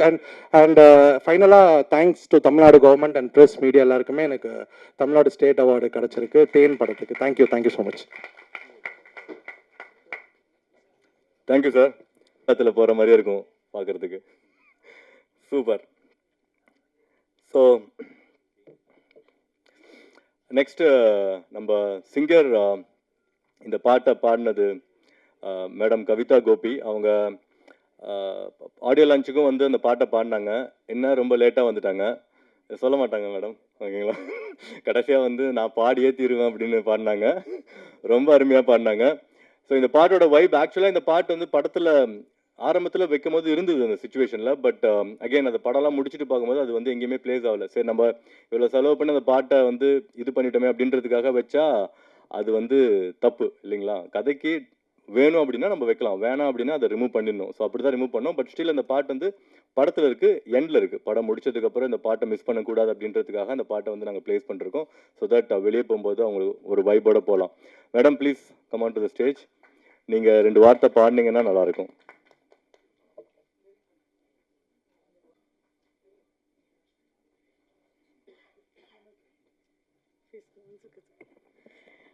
Good evening.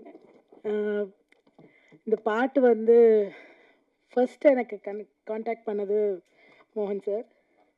And audio launch போது அது வரல, பட் அவர் மூலியமாக தான் இந்த பாட்டுக்குள்ளே நான் வந்தேன். அண்ட் ஃபஸ்ட் டைம் ஆஃப்டர் தாரத்தப்பட்ட இந்த பாட்டுக்காக இந்த படத்துக்குள்ளே வந்தது. ப்ளஸ்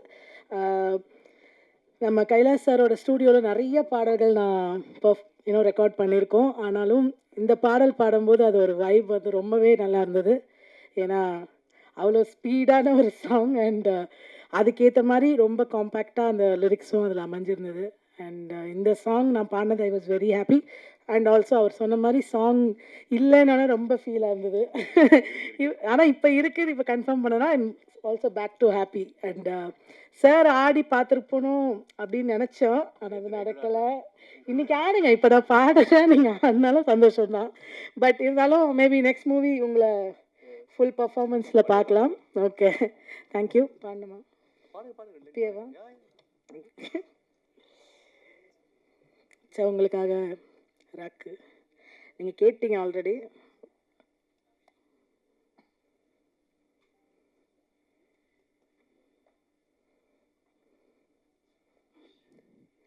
வாங்கன்னு பொங்கன்னு மரியாதையா பேசுற ஊர் இது நீ பாறையா நட்போடு வந்துட்டா அன்ப கொட்டும் தப்புன்னு பட்டுட்டா தலைய விட்டும் சேர நாடு வந்து சேர்ந்து பாரு மோதி பார்த்து நீயும் தோத்து ஓடு சொத்து பத்தம் இங்க ஒன்னா சேரும் தேரோடு திருவிழா வந்துட்டா கொண்டாட்டம் ரட்டா ரகட்டா ரட்டா ரகட்டா ரட்டா ரகட்டா ரகட ரகட ரகட ரகட ரட்டா ரகட்டா ரட்டா ரகட்டா ரட்டா ரகட்டா ரகட ரகட ரகட ரகட ராக்கு ராக்காச்சி போடு வெடி மேல வந்தாச்சு புழுதி கொடி கொங்கு நாட்டோடு மெட்டுப்படி ரத்ன புரி வந்தா தோல புரி ஓந்தம்ப எத்தி வை ஊர்வம்ப தள்ளி வை வெளிச்சம் கொடுக்கும் எதிர போல மனச வை நட்டுக்குள் எத்த வை கம்பீரமா கால வை தடைகள் கூட தடங்களாகும் எட்டு வை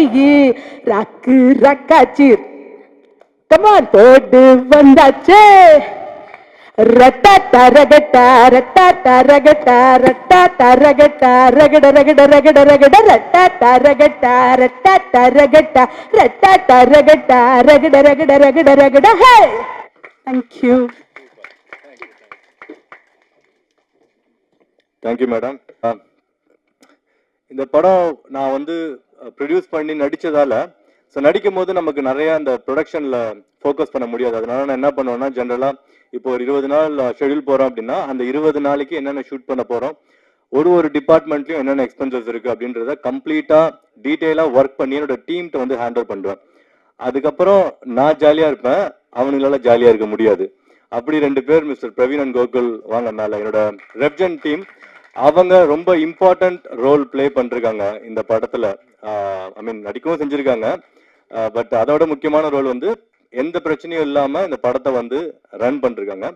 ஏன்னா மேக்சிமம் இஷ்யூஸ் எங்க வரும் அப்படின்னா, இப்போ பெப்சிக்ல வரும். ஆரம்பத்துல வந்துச்சு எங்களுக்கு. எப்படி வந்துச்சு அப்படின்னா, நாங்க படம் ஆரம்பிச்சு கண்டினியூஸா வந்து ஒரு கால் வந்துட்டே இருக்கு, இந்த மாதிரி நீங்க இது வைக்கல அது வைக்கலன்னு சொல்லிட்டு. எங்களுக்கு தெரியல, நாங்க போறோம் ஒரு படம் எடுப்போம் வருவோம் அப்படின்னு ரொம்ப சிம்பிளா நினைச்சிட்டா அது ஒரு சின்ன விஷயம்தான். பட் என்ன ஆச்சுன்னா அந்த ரெஸ்பான்ஸ் வந்து ரொம்ப நீங்க இது பண்ணலன்னா நாங்க வந்து ஷூட்டிங்கை கேன்சல் பண்றோம் அப்படின்னு சொல்லிட்டே இருந்தாங்க. அதை வந்து எனக்கு தெரியாம அவங்க ஒரு 4-5 days ஹேண்டில் பண்ணிட்டே இருந்தாங்க. 6th day தான் அது என்னோட நாலேஜுக்கு வந்துச்சு, இந்த மாதிரி இந்த விஷயம் நீங்க பண்ணணும் இல்லைன்னு அப்படின்னு சொல்லிட்டு. என்னடா சொல்ற, படம் நம்ம எடுத்துட்டு இருக்கோம், என்ன பிரச்சனை இல்ல, இது பண்ணலன்னா அவங்க ஷூட்டிங்கை கேன்சல் பண்ணுவேன்னு சொல்லிட்டாங்க அப்படின்னாங்க. அப்படியா சொன்னாங்க, அவங்க வேணாம் நானே ஷூட்டிங்கை கேன்சல் பண்றேன், ஷூட்டிங்கை கேன்சல் பண்ணிட்டேன். 6th day பேக்கப் பண்ணிட்டு அதுக்கப்புறம் நாங்க அந்த ஃபார்மாலிட்டி எல்லாம் கம்ப்ளீட் பண்ணிட்டு 1 week கழிச்சு தான் திருப்பி நாங்க ரெஸ்யூம் பண்ணோம் அந்த ஒர்க்கை. அந்த 6th day வந்து ஒரு ஷூட் கேன்சல் பண்ணா அதுல ஒர்க் பண்ணவங்களுக்கு அந்த மென்டாலிட்டி எப்படி இருக்கும் அப்படின்றது அங்க ஒர்க் பண்ணவங்களுக்கு தான் தெரியும். அதுல ரொம்ப அஃபெக்ட் பண்ணது நம்ம டைரக்டர் தான். ஏன்னா அது சாதாரண விஷயம் இல்லைங்களா, அது படம் ஃபர்தரா ப்ரொசீட் ஆகுமா இல்லையா அப்படின்ற மாதிரி ஒரு டவுட்லேயே வந்து அது நடந்தது. பட் நான் கான்ஃபிடென்ட்டா இருந்தேன், ஒரு விஷயம் எடுத்தா அதை வந்து 100% பண்ணணும் அப்படின்றது. அதுல எனக்கு ரொம்ப சப்போர்ட் பண்ணது இவங்க 2 பேர். அது இல்லாம இங்க ஜவஹர் அண்ட் உதய் அப்படின்னு 2 பேர் இருக்காங்க. அவங்க தான் டெய்லிக்கும் காலையில இருந்து நைட் வரைக்கும் எல்லா வேலையும் பண்றது, பைக் எடுத்துட்டு உள்ள போய் வாங்குறது, ஷூட்டிங்கை வந்து தடங்கள் இல்லாம பண்றதுக்கு இவங்க 4 பேரும் ரொம்ப இம்பார்ட்டன்ட். அது மெயினா என்னோட CEO mister Praveen and manager Gokul, இவர் தான் என்னோட பர்சனல் ட்ரெயினரும் கூட. ஏன்னா நான் அவரை மாதிரி இருந்தேன் 95 கிலோல, அவர் என்னை வந்து கம்மியாக்கிட்டாரு. 2 வார்த்தை பேசுறீங்களா?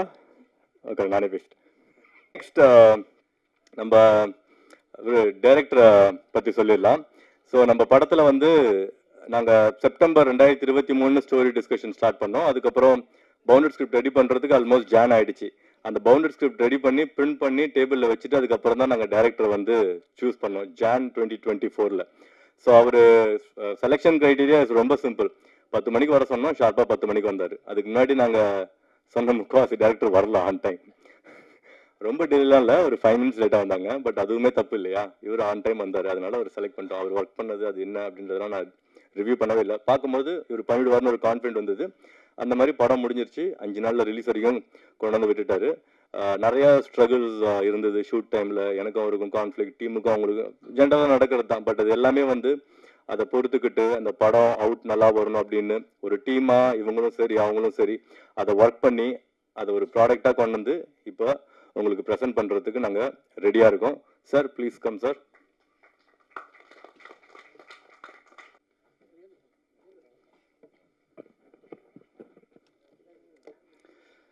ஃபர்ஸ்ட் நன்றி ப்ரெஸ் அண்ட் மீடியா உங்கள் எல்லாருக்கும் நன்றி. நான் நிறைய பேச விரும்பல, என்னென்னா எல்லாரை பற்றியும் நான் நிறைய பேசிட்டேன், நிறைய நன்றி சொல்லிட்டேன். February 6 red label movie release ஆகுது. உங்கள் எல்லாரோட சப்போர்ட் வேணும். அப்கமிங் டீம், அப்கமிங் ஆர்டிஸ்ட், அப்படி உங்களுக்கு தெரியாது இந்த படம் பார்க்கும்பொழுது ஒரு நீட்டான ப்ரெசன்டேஷனாக இருக்கும். உங்கள் எல்லாருக்கும் படம் பிடிக்கும் நான் நம்புகிறேன். நீங்கள் பார்த்துட்டு உங்களோட சப்போர்ட் பண்ணுங்க. எல்லாருக்கும் நன்றி sir. Thanks sir. Thank you sir, இவ்வளோ கம்மியாக பேசுகிறீ. ஸோ அண்ட் தென் அடுத்த செலிபிரிட்டி நம்ம இன்வைட் பண்ணுறதுக்கு முன்னாடி ஒரு 2 விஷயம் நான் ப்ரொடியூசராக எக்ஸ்பீரியன்ஸ் பண்ணதை வந்து உங்க கூட ஷேர் பண்ணிக்கணும் அப்படின்னு நினைக்கிறேன். நீங்கள் நினைக்கலாம் ஆல்ரெடி நிறையா சொல்லிட்டேப்பா அப்படின்னு சொல்லிட்டு, இன்னும் கொஞ்சம் இருக்குது. இந்த மெயினாக இந்த ப்ரொடியூசராக அந்த எக்ஸ்பீரியன்ஸ் இருக்குது இல்லைங்களா. இப்போ ஒரு படத்துக்கு வந்து நம்ம ஒரு 5 கோடி ரூபா செலவு பண்ணுறோம் அப்படின்னு வச்சுக்கோங்களேன். அதில் ஆக்சுவலாக எவ்வளோ ட்ரூ எக்ஸ்பென்ஸ் அப்படின்னா ஒரு 10 to 15% வந்து எக்ஸ்பென்ஸில் வராது. அது எங்கே போகுது அப்படின்னா கமிஷன் இங்கே ஒன்று இருக்கு. உங்க எல்லாத்துக்கும் தெரியுமா? தெரியாதா? தெரிஞ்சுக்கோங்க. அதில் போகுது. அது வந்து எனக்கு தெரியும். இப்போ ஃபார் எக்ஸாம்பிள் நான் ஃபர்ஸ்ட் வந்து இந்த 4 ஷெடியூலுக்கு வந்து நான் 4 யூனிட்டை சேஞ்ச் பண்ணேன். அந்த 4 யூனிட்ல ஃபர்ஸ்ட் யூனிட்டுக்கு நான் வந்து 1 லட்சம் பே பண்றேன் அப்படின்னா, 2வது யூனிட்டுக்கு திருப்பி நான் எடுக்கும்போது சேம் கேமரா, சேம் லைட், எல்லாமே சேம் எக்யூப்மெண்ட் 90,000 பே பண்றேன். அதுக்கு அடுத்தது 80,000 பே பண்றேன். அதுக்கப்புறம் 70,000 பே பண்றேன். சேம் எக்யூப்மெண்ட் தான் எல்லாமே. ஆனா பிரைஸ் ஏன் ஒரு டிஃபரன்ஸ் அப்படின்னா மிடில் மேன் கமிஷன்ஸ் வந்து நிறைய போகுது. அது வந்து கொஞ்சம் இந்த யூனியன்ஸ்லாம் சேர்ந்து கண்ட்ரோல் பண்ணாங்கன்னா ப்ரொடியூசருக்கு இன்னும் கொஞ்சம் பெனிஃபிட்டா இருக்கும். ஏன்னா எல்லாரும் சேலரி வாங்குறாங்க இல்லையா. சேலரி வாங்கினதுக்கு அப்புறம் எதுக்கு அந்த கமிஷன்? ஸோ சங்கர் சாருக்கு ஒரு ரெக்வஸ்ட், கவர்மெண்ட்ல வாங்குற லஞ்சம் மட்டும் இல்லை சார், இதையும் சேர்த்து ஏதாவது படத்துல காமிங்க, எஃபெக்டிவா இருக்கும். ஓகே, ஸோ அந்த மாதிரி எல்லாத்துலேயுமே இருக்கு சார். ஆக்சுவலாக உங்களுக்கு அதுக்கும் தெரியும்னு நினைக்கிறேன். இதை நான் வாய்ஸ் அவுட் பண்ணணும்னு நீங்கள் நினைக்கிறேன். அதனால யூனியன்ஸ் நான் ஆல்ரெடி இவர் நம்ம பெப்சி யூனியன் தலைவர் அவர்கிட்ட ஒரு தடவை பேசினேன். இதை பற்றி இல்லை, ஜென்ரலாக பேசினேன். ரொம்ப நல்ல மனுஷன் அவர். ஸோ அவரோட பார்வைக்கு இந்த வீடியோ போச்சு அப்படின்னா அவர் இது கொஞ்சம் இன்வால்வ் பண்ணி ப்ரொடியூசர்ஸ், புது ப்ரொடியூசர்ஸ் நிறைய பேர் வராங்க இல்லையா. எல்லாருமே சொல்லுவாங்க ப்ரொடியூசர்ஸ், புது ப்ரொடியூசர்லாம் வந்து அவங்களை நம்ம என்கரேஜ் பண்ணணும் அப்படின்னு சொல்லிட்டு. அந்த கல்ச்சர் இங்கே இருக்கான்னு கேட்டால் எஸ் இருக்கு, பட் நாட் டு எக்ஸ்டென்ட். ஒரு சர்டன் லிமிடேஷன்ஸ் இருக்கு. இந்த மாதிரி விஷயங்கள்லாம் கொஞ்சம் கண்ட்ரோல் ஆச்சுன்னு வச்சுக்கோங்களேன், படத்துக்கு வந்து இன்னும் எஃபெக்டிவா செலவு பண்ணலாம். இப்போ நான் உங்களுக்கு வந்து ஒரு அமௌண்ட் பே பண்றேன், இப்போ நீங்க வேலை செய்றீங்க, நான் உங்களுக்கு ஒரு காசு தரேன் அப்படின்னா, உங்களுக்கு நான் 100 ரூபா தரேன் அப்படின்னா அந்த 100 ரூபா உங்களுக்கு தான் வரணும், வேற யாருக்கும் அதுல பாதி போகக்கூடாது. ஏன்னா அவங்க வேலை செய்யறதுக்கும் அவங்க நான் காசு தரேன். ஓகே, ஸோ இந்த மாதிரி விஷயங்கள்லாம் கொஞ்சம் கண்ட்ரோல் பண்ணுங்க சார். இன்னும் எஃபெக்டிவா படம் பண்ணலாம். நெக்ஸ்ட் படம் பண்ணும்போது எனக்கு கொஞ்சம் ஹெல்ப்ஃபுல்லா இருக்கும். நான் விட மாட்டேன். நான் கண்டிப்பா நெக்ஸ்ட் படத்துல இன்னும் இறங்கி, ஏன்னா இதுவே எனக்கு எப்படி தெரிஞ்சது, ஃபர்ஸ்ட் யூனிட் பார்க்கும்போது எதுக்குடா கமிஷன் பே பண்றீங்கன்னு சொல்லி நான் ஸ்டாப் பண்ணேன். பட் அது கடைசி வரைக்கும் அது வந்துட்டே தான் இருக்கு. என்னன்னா அமௌண்ட் கம்மியாகுது, பட் அது போயிட்டே தான் இருக்கு. மேபி அவங்க ஒர்க்கை கண்டினியூ பண்றதுக்காக அது பண்றாங்களா என்னன்னு தெரியல. இது ரொம்ப நார்மலைஸா இருக்கு. இப்ப லஞ்ச் எப்படி நார்மலா இருக்கு, அந்த மாதிரி இதுவும் வந்து நார்மலா இருக்கு. இது நார்மல் விஷயம் கிடையாது. This is an abnormal thing. ஏன்னா இதுல இருக்கிற ஒரு ரூபாயும் நான் ரொம்ப கஷ்டப்பட்டு சம்பாரிச்ச காசு 10-15 வருஷமா. அது அவ்வளவு ஈஸியாலாம் நான் வந்து விட்டுற மாட்டேன், ஈஸியா எடுத்துட்டு போங்க அப்படின்னு சொல்லிட்டு. ஸோ நெக்ஸ்ட் படத்துல நான் இன்னும் ஸ்ட்ரிக்டா இருப்பேன், ட்ரூ கார்பரேட் காட்டுறேன். ஓகே, ஸோ ரொம்ப சீரியஸா போயிடுச்சுல, நம்ம அப்போ ஃபன்னா மாத்தலாம். ஃபன்னுனாலே ஒருத்தர் இருக்காரு சார், உங்களதான் பாம்பு பொத்துக்குள்ள கையை விட்டது. ஆனா அதெல்லாம் 5ஆம் தேதி வரைக்கும் தான். அதுக்கப்புறம் அவரை யாருமே அப்படி கூப்பிட மாட்டாங்க. அது ஏன் அப்படின்னு அவரே சொல்லுவாரு. எங்க படத்துல ரொம்ப இம்பார்ட்டன்ட் ரோல் பண்றாரு. சாரி, நம்ம படத்துல ரொம்ப இம்பார்ட்டன்ட் ரோல் பண்றாரு. அதை விட ரொம்ப முக்கியமான விஷயம் என்ன அப்படின்னா, எங்க கூட ப்ரொமோஷனுக்கு நாங்க கூப்பிடும் போதெல்லாம் வந்தாரு. ஒரு நாளைக்கு 10-15 இன்டர்வியூ. அந்த வயசு இல்லை சார், சாரி தள்ளாத வயசுன்னு சொல்லல, நானு வயசு இல்லை, இந்த வயசுலயும் காலையில இருந்து சாயங்காலம் வரைக்கும் எங்க கூட இருந்து அந்த மாதிரி ஒரு கோஆபரேஷன் வந்து நான் சத்தியமா எதிர்பார்க்கல சார் உங்ககிட்ட இருந்து. I am very happy. உங்களை நம்ம படத்துல பண்ணதுக்கும், நீங்க அவரோட முக்கியமான சீன் வந்து சார் இவர் தான் எடுத்தது சார் ஃபர்ஸ்ட் அந்த சீனை. நான் அப்புறம் ஃபைட் பண்ணி வைக்க சொன்னேன், நீங்க வரும்போது கேளுங்க அந்த சீனை. ரொம்ப இம்பார்ட்டன்ட் சீன் அது. அதை பத்தி அவரே சொல்லுவாரு. சார் மிஸ்டர் அன்மோகன் சார் ப்ளீஸ்.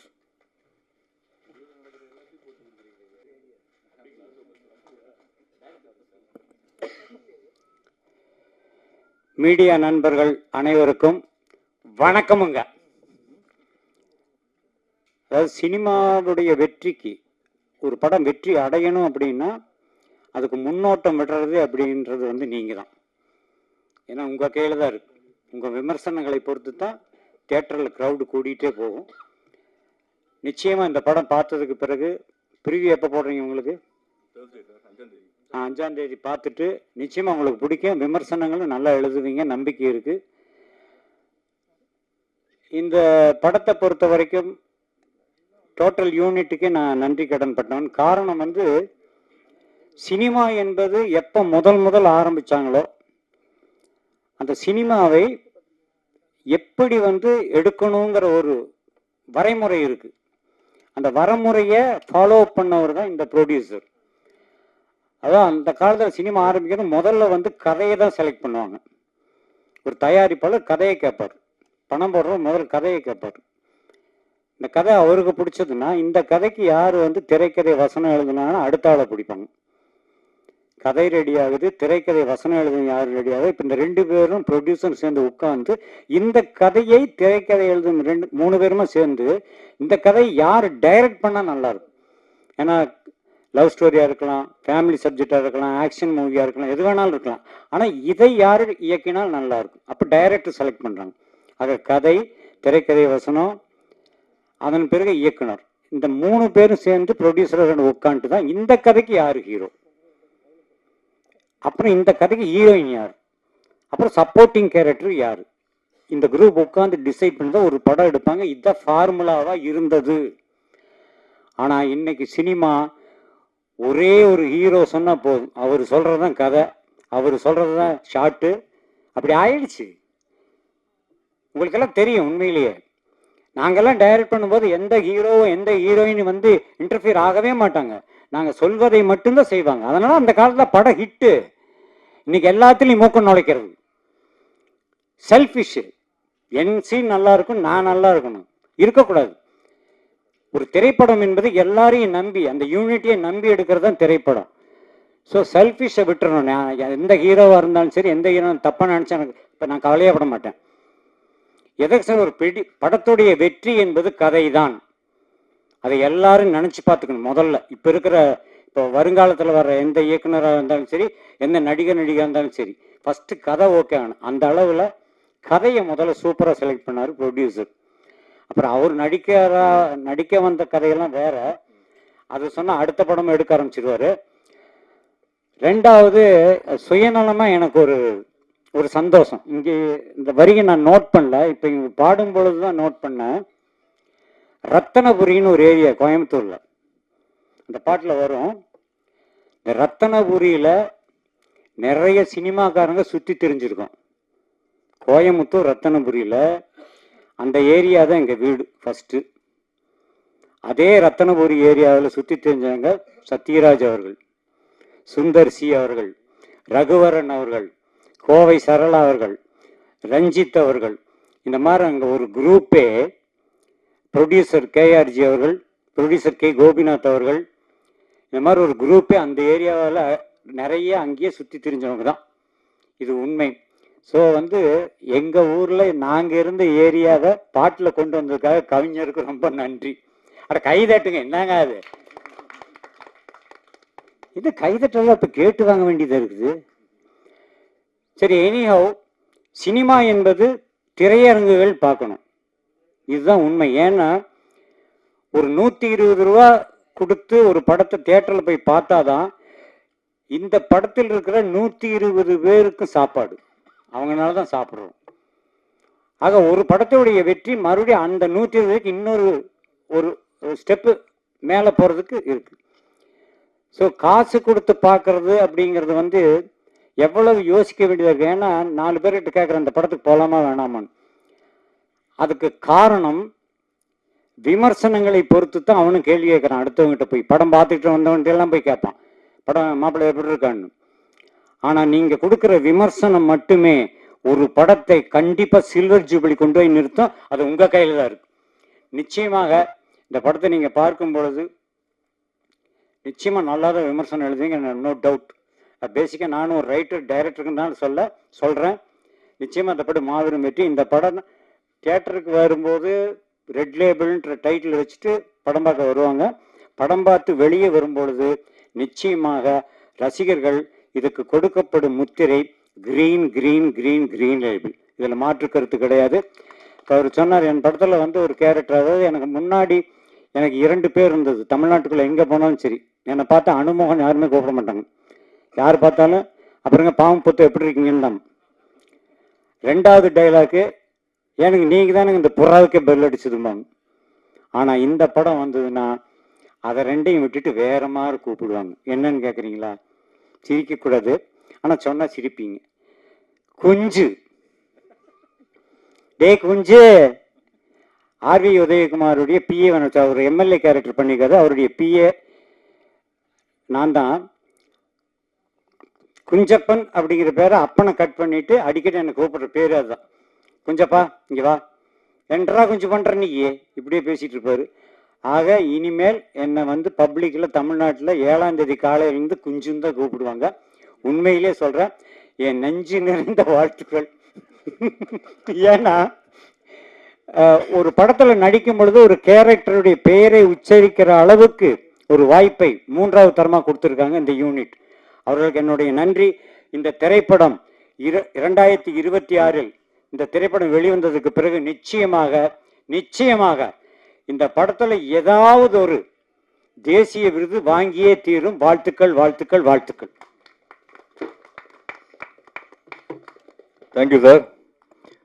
ஸோ ஆக்சுவலாக சாருக்கு சொன்ன மாதிரி கதை எழுதும் போது வந்து கவுண்டமணி சார் தான் வந்து அந்த ரோலை மைண்டில் வச்சு அவர் எழுதினார். எனக்கு ரொம்ப பிடிக்கும் அவரை. யாருக்கு தான் பிடிக்காது, எல்லாத்துக்குமே பிடிக்கும்.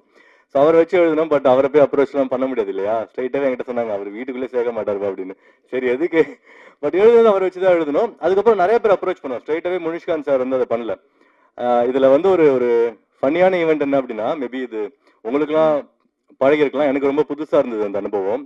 ஒரு ஃபேமஸ் ஆர்டிஸ்ட், இப்போ வந்து ரொம்ப பீக்கில் இருக்காரு, கேரக்டர் ஆர்டிஸ்ட். அவரை நாங்கள் அப்ரோச் பண்ணோம் அந்த ரோல் பண்ணுறதுக்கு. அவர் சேலரி ரொம்ப பெரிய சேலரி கேட்டார். சேலரி யார் வேணால் கேட்கலாம், அது வந்து அவங்களோட உரிமை. அவங்க 50 லட்சம் கேட்கலாம், 5 கோடி கேட்கலாம், 5 லட்சம் கேட்கலாம், அது அவங்களோட இஷ்டம். பட் அதோட சேர்த்து இந்த ட்ராவல் பண்ணுவாங்க இல்லையா, அதுக்கு வந்து ஒரு கிலோமீட்டருக்கு 20 ரூபா அப்படின்னு சொன்னார். எனக்கு அதை கேட்டு பயங்கர சர்ப்ரைஸாக இருந்தது. ஜென்ரலாக ட்ராவல்னா நீங்கள் பஸ்ஸு ட்ரெயினில் ஃப்ளைட் போட்டு கொடுங்க அப்படின்வாங்க. அது என்ன ஒரு ஒரு கிலோமீட்டருக்கு 20 ரூபா, மேபி அப்படி தான் இருக்கா அப்படின்றது எனக்கு தெரியல. பட் அப்படி இருந்ததுன்னா ரெவ்ஜன் ஃபிலிம் ஃபேக்ட்ரி அந்த மாதிரி டெக்னீஷியன்ஸ் கூட ஒர்க் பண்ண மாட்டாங்க, இப்பயும் சரி ஃபியூச்சர்லையும் சரி. அது ஏன் அப்படி ஒர்க் ஆகுதுன்னு எனக்கு தெரியல. அப்படி 20 ரூபா நம்ம கொடுக்குறோன்னா அது டிராவல்ஸ் வண்டி, நான் 4 பேர் அதில் ஏற்றி அனுப்பிவிடுவேன், Chennai to Coimbatore. Okay, so அப்படிதான் அது ஒர்க் ஆகணும். இதை வந்து நம்ம நார்மலைஸ் பண்ணக்கூடாது. சேலரி அஃப்கோர்ஸ் அது அவங்களோட இஷ்டம் தான் நம்ம ஒர்க் பண்ண போகிறோம். அதேமாதிரி இந்த அசிஸ்டன்ஸ்னு ஒரு கல்ச்சர் இருக்கு இல்லையா, அதுவும் வந்து எனக்கு பெருசாக உடன்பாடு கிடையாது. இப்போ உங்களுக்கு தெரியும் என் படத்தில் ஏன் நிறையா நோன் ஃபேஸ் இல்லை அப்படின்னு. ஏன்னா இந்த கண்டிஷன்லாம் போட்டால் நிறைய பேர் வரமாட்டாங்க அப்படின்னு நினைக்கிறேன். பட் அகைன் அதை நான் பற்றி கவலைப்படல. ஏன்னா அவ்வளோ டேலண்ட்ஸ் இருக்காங்க. இப்போ நம்ம படத்தில் ஒர்க் பண்ணவங்களும் எல்லாமே வந்து பயங்கர டேலண்டட் பர்சன் தான். நீங்கள் படம் பார்க்கும்போது உங்களுக்கு தெரியும். டெக்னிக்கலாக இந்த படம் வந்து ரொம்ப ஸ்ட்ராங்காக இருக்கும். இந்த படத்தோட பட்ஜெட் சின்ன பட்ஜெட்லாம் கிடையாது. இப்போ ரீசெண்டாக ரிலீஸ் ஆகி சக்ஸஸ்ஃபுல்லாக ஓடிட்டு இருக்க இப்போ சிறை டிடிடி அந்த பட்ஜெட்டுக்கு ஒன்று ஈக்குவலாக இருக்கும், இல்லை அதோட ஜாஸ்தியாக இருக்கும். நீங்கள் அவுட் பார்க்கும்போது உங்களுக்கே தெரியும் இந்த படம் எப்படி குவாலிட்டியாக இருக்குது அப்படின்றது. ஸோ படம் பார்த்துட்டு நீங்கள் வந்து வாவ் சூப்பர் அப்படின்னு சொல்கிறீங்களோ இல்லையோ எனக்கு தெரியாது, அது உங்களோட ஒப்பீனியன். பட் ரொம்ப ஹானஸ்டாக பண்ணுறோன்னு கண்டிப்பாக சொல்லுவீங்க. எங்கேயுமே நாங்கள் ஓபி அடிக்கல. இந்த இடத்துல நம்ம பாட்டை வச்சு ஓட்டிடலாம், இங்கே ஃபைட்டை வச்சு ஓட்டிடலாம் அப்படின்லாம் எதுவுமே பண்ணல. ஒரு சீனும் மூவ் ஆகிக்கிட்டே இருக்கும். இந்த படம் நாங்கள் 52 நாள் ஷூட் பண்ணிருக்கோம். படத்தோட number of minutes 1 hour 55 minutes தான். அந்த அளவுக்கு ஸ்க்ரீன் பிளே ரொம்ப டைட்டாக வச்சுருக்காங்க. என்கேஜிங்காக இருக்கும்னு நான் நம்புகிறேன். நீங்கள் 5ஆம் தேதி அந்த படத்தை ப்ளஸ் நீங்கள் பார்த்துட்டு 6ஆம் தேதி மக்களுக்கு கொண்டு போய் சேர்ப்பீங்கன்னு நான் நம்புகிறேன். அண்ட் தென் இந்த படத்தை வந்து லாஸ்ட்டாக நம்ம அஜித் சார் விநாயக் மகதேவ் கடைசியாக வந்து சேர்ந்தார் அப்படின்னு சொல்கிற மாதிரி இந்த படத்தை டிஸ்ட்ரிபியூட் பண்ணுறதுக்கு எங்களுக்கு ரொம்ப ஹெல்ப் பண்ணுறது வந்து ட்ரீம் வாரியர்ஸ் பிக்சர். அவங்க இந்த படத்தை பார்த்தாங்க. மிஸ்டர் குகன் சார் இங்கே வந்திருக்காங்க. அவங்க பார்த்துட்டு அவங்க எங்களை என்கரேஜ் பண்ணி இந்த படத்துக்கான ப்ரொமோஷன் மேக்ஸிமம் வந்து அவங்க டீம் வந்து அவங்க சைட் பண்ணிட்டு இருக்காங்க. படத்தை கொண்டு போய் சேர்க்கணும், ஒரு நல்ல படத்தை மிஸ் பண்ணக்கூடாது. உங்களுக்கு படம் பிடிச்சிருக்குன்னு நான் நம்புகிறேன் sir. So please come on to the stage and few words please.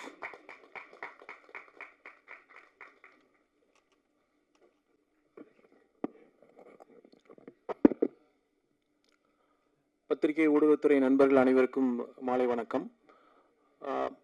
Red label படத்தின் தொடக்கத்திலிருந்தே நீங்கள் ஒரு சுவாரஸ்யமாக தான் பார்த்துட்டு இருப்பீங்க. அதே மாதிரி தான் எங்களை மீட் பண்ணி அப்ரோச் பண்ணதுலேருந்து பார்த்தீங்கன்னா ரொம்ப இன்ட்ரெஸ்டிங்காக தான் எங்களோட ஜேர்னியும் இருக்குது.